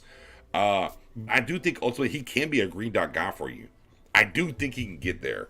Yeah. But it'll be interesting to see, though. I like him He a had lot, though. 11 sacks, 39 pressures this year. That's a linebacker. That's not a full-time edge rusher. And he That's wasn't going for the edge. playing This linebacker. is up the middle kind of things where now if you would have him, he's coming up in the AB gaps, and you got Parsons come off the edge. Like, there's so many dynamic things you could do with him in that. And if you go back and watch him do even in coverage and stuff in zone, specifically zone, I ain't talking about man, like how he understands. Again, very play recognition at times is a little bit. Look, when I'm saying this, I'm not saying he's like dumb or slow. A little bit of let me see real quick or whatever. But when he's I'm in zone, I'm in this realm. He has a great feel, Dom. If you understand what I'm saying here, Yeah. Like he feels people behind him naturally that other guys can't do, and that shows up on film. Yeah, and what I mentioned about him in my little quick report that he doesn't stay blocked. You don't want a linebacker who's gonna have to fit in a hole and then stay blocked, or having combo block scrape on you, or a very athletic offensive lineman get up on you and you just surrendering. This guy is gonna try his best to fight through that, and he often does it. So he powers through with his hands. He's a fluid mover. He's explosive downfield, tough as nails mentality, not shy to plug and get his nose dirty. But then when you're talking about like the intellect, the headiness, what I actually see is it's not that he's so slow to diagnose. It's more of he has questionable pre-snap reading skills. That's fair. So it's almost like he's got his mind made up. It's like a quarterback that One before read. the snap, I'm going here. Gotcha. And you just completely, disregarded everybody else that's going out in their routes. So he got his mind made up, and he's going to be getting after it. And also that then hurts him with gap assignments as a run defensive inside linebacker. So he has been better on the outside, but I think he has enough what it takes to be on the inside. What I didn't get to see him do, and maybe one of y'all have, from the games that I watched, there were 4 of them from this past season, I didn't get a chance to see him carry tight ends. I saw a lot of Jack Campbell doing that, but I just didn't get a chance to see him. And the caution, he's a one-year wonder for the most part. So I still the one think thing I like, I got you. The one thing I like is he transferred from a big school, Alabama, to this school and developed. Little Burrow-esque, right? Transferred from a big school, showed up. And I'm with you on the tight end stuff, not carrying that much. And the one thing, and this is another reason maybe why I'm more higher on him with Dan Quinn being here, I don't need him to carry tight ends. I got the big nickel. I ain't got to worry about that. So maybe that's why I kind of trust it, because I'm with you. You don't see him carrying tight ends much. Again, that's why I kind of pointed out to he kind of drops in zone and he feels the things behind him, and you watch how he works with that. And with the length and the speed, it's kind of special in that front. But I don't think, when you watch what he did in college, I don't think he's going to come here and all of a sudden, well, you go carry the tight end now, because I think that's going to be the curses and whoever's in the world. And I think they move that way. And I think that's why it makes a lot of sense for the Cowboys in that realm to be done. So the one-year wonder obviously is a problem. I'm more so worried about one-year wonders when they're at the same school for X amount of years and then pop. right. Yeah, Other we've than seen a track record of that recently too, and a lot of times when you just look at what the situation was at those schools, it makes sense. Like Joe Burrow transferring from Ohio State, they had Dwayne Haskins, he was a first-round pick. They had JT Barrett, who was a really good college quarterback. He just wasn't getting the opportunity, so he transferred. Jamison Williams, right? He was at Ohio State. He's stuck in a logjam with Marvin Harrison Jr., Chris Olave, Garrett Wilson, Jackson Smith and Jigba. So there's just so many receivers. So he transferred to Alabama, had the one big year and then had the injury. But when players transfer, it doesn't really bother me. Jermaine Johnson, another great example. When obviously he was on Last Chance U, right? Goes to UGA.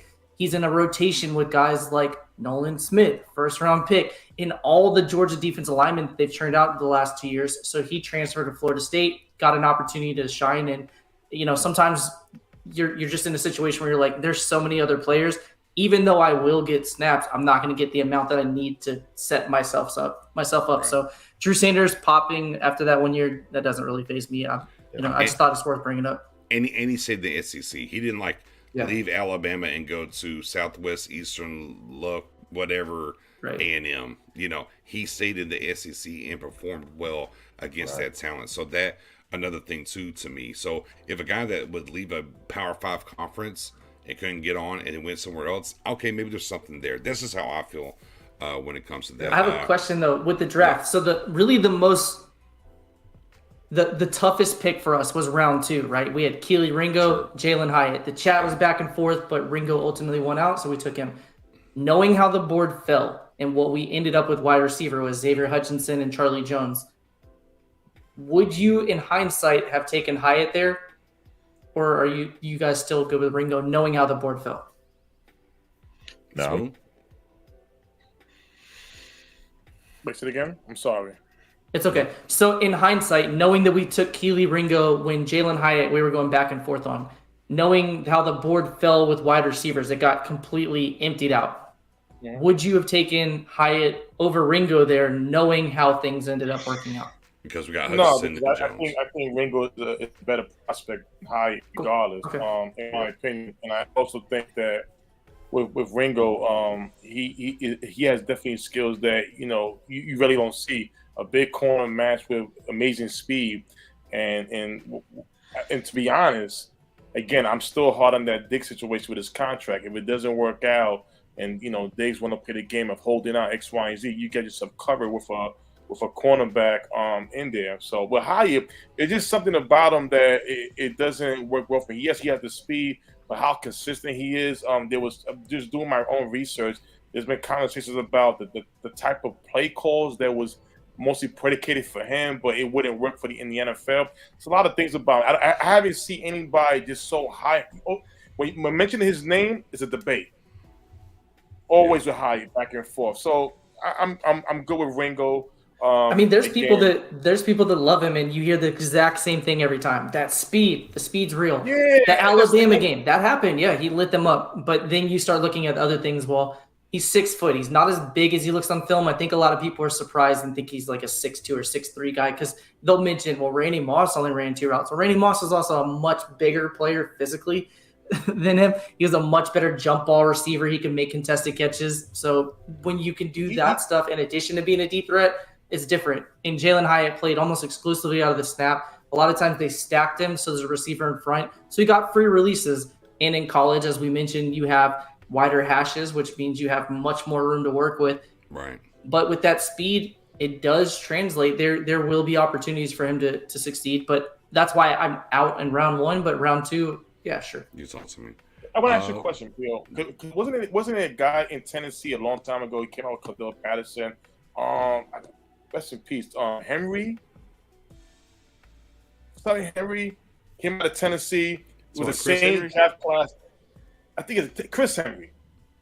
He wasn't Tennessee, right? Yeah, I don't think he was in Tennessee. No, I think he was he was Clemson. Yeah, Clemson. He was cool. Oh, he was Clemson. All right. I get it.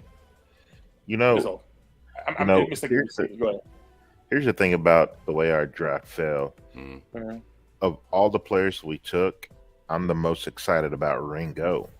So the fact that I think I have a guy who eventually will work his way and to be a starting cornerback for us within that first year. Actually, West Virginia is what it was. I mean, that's right.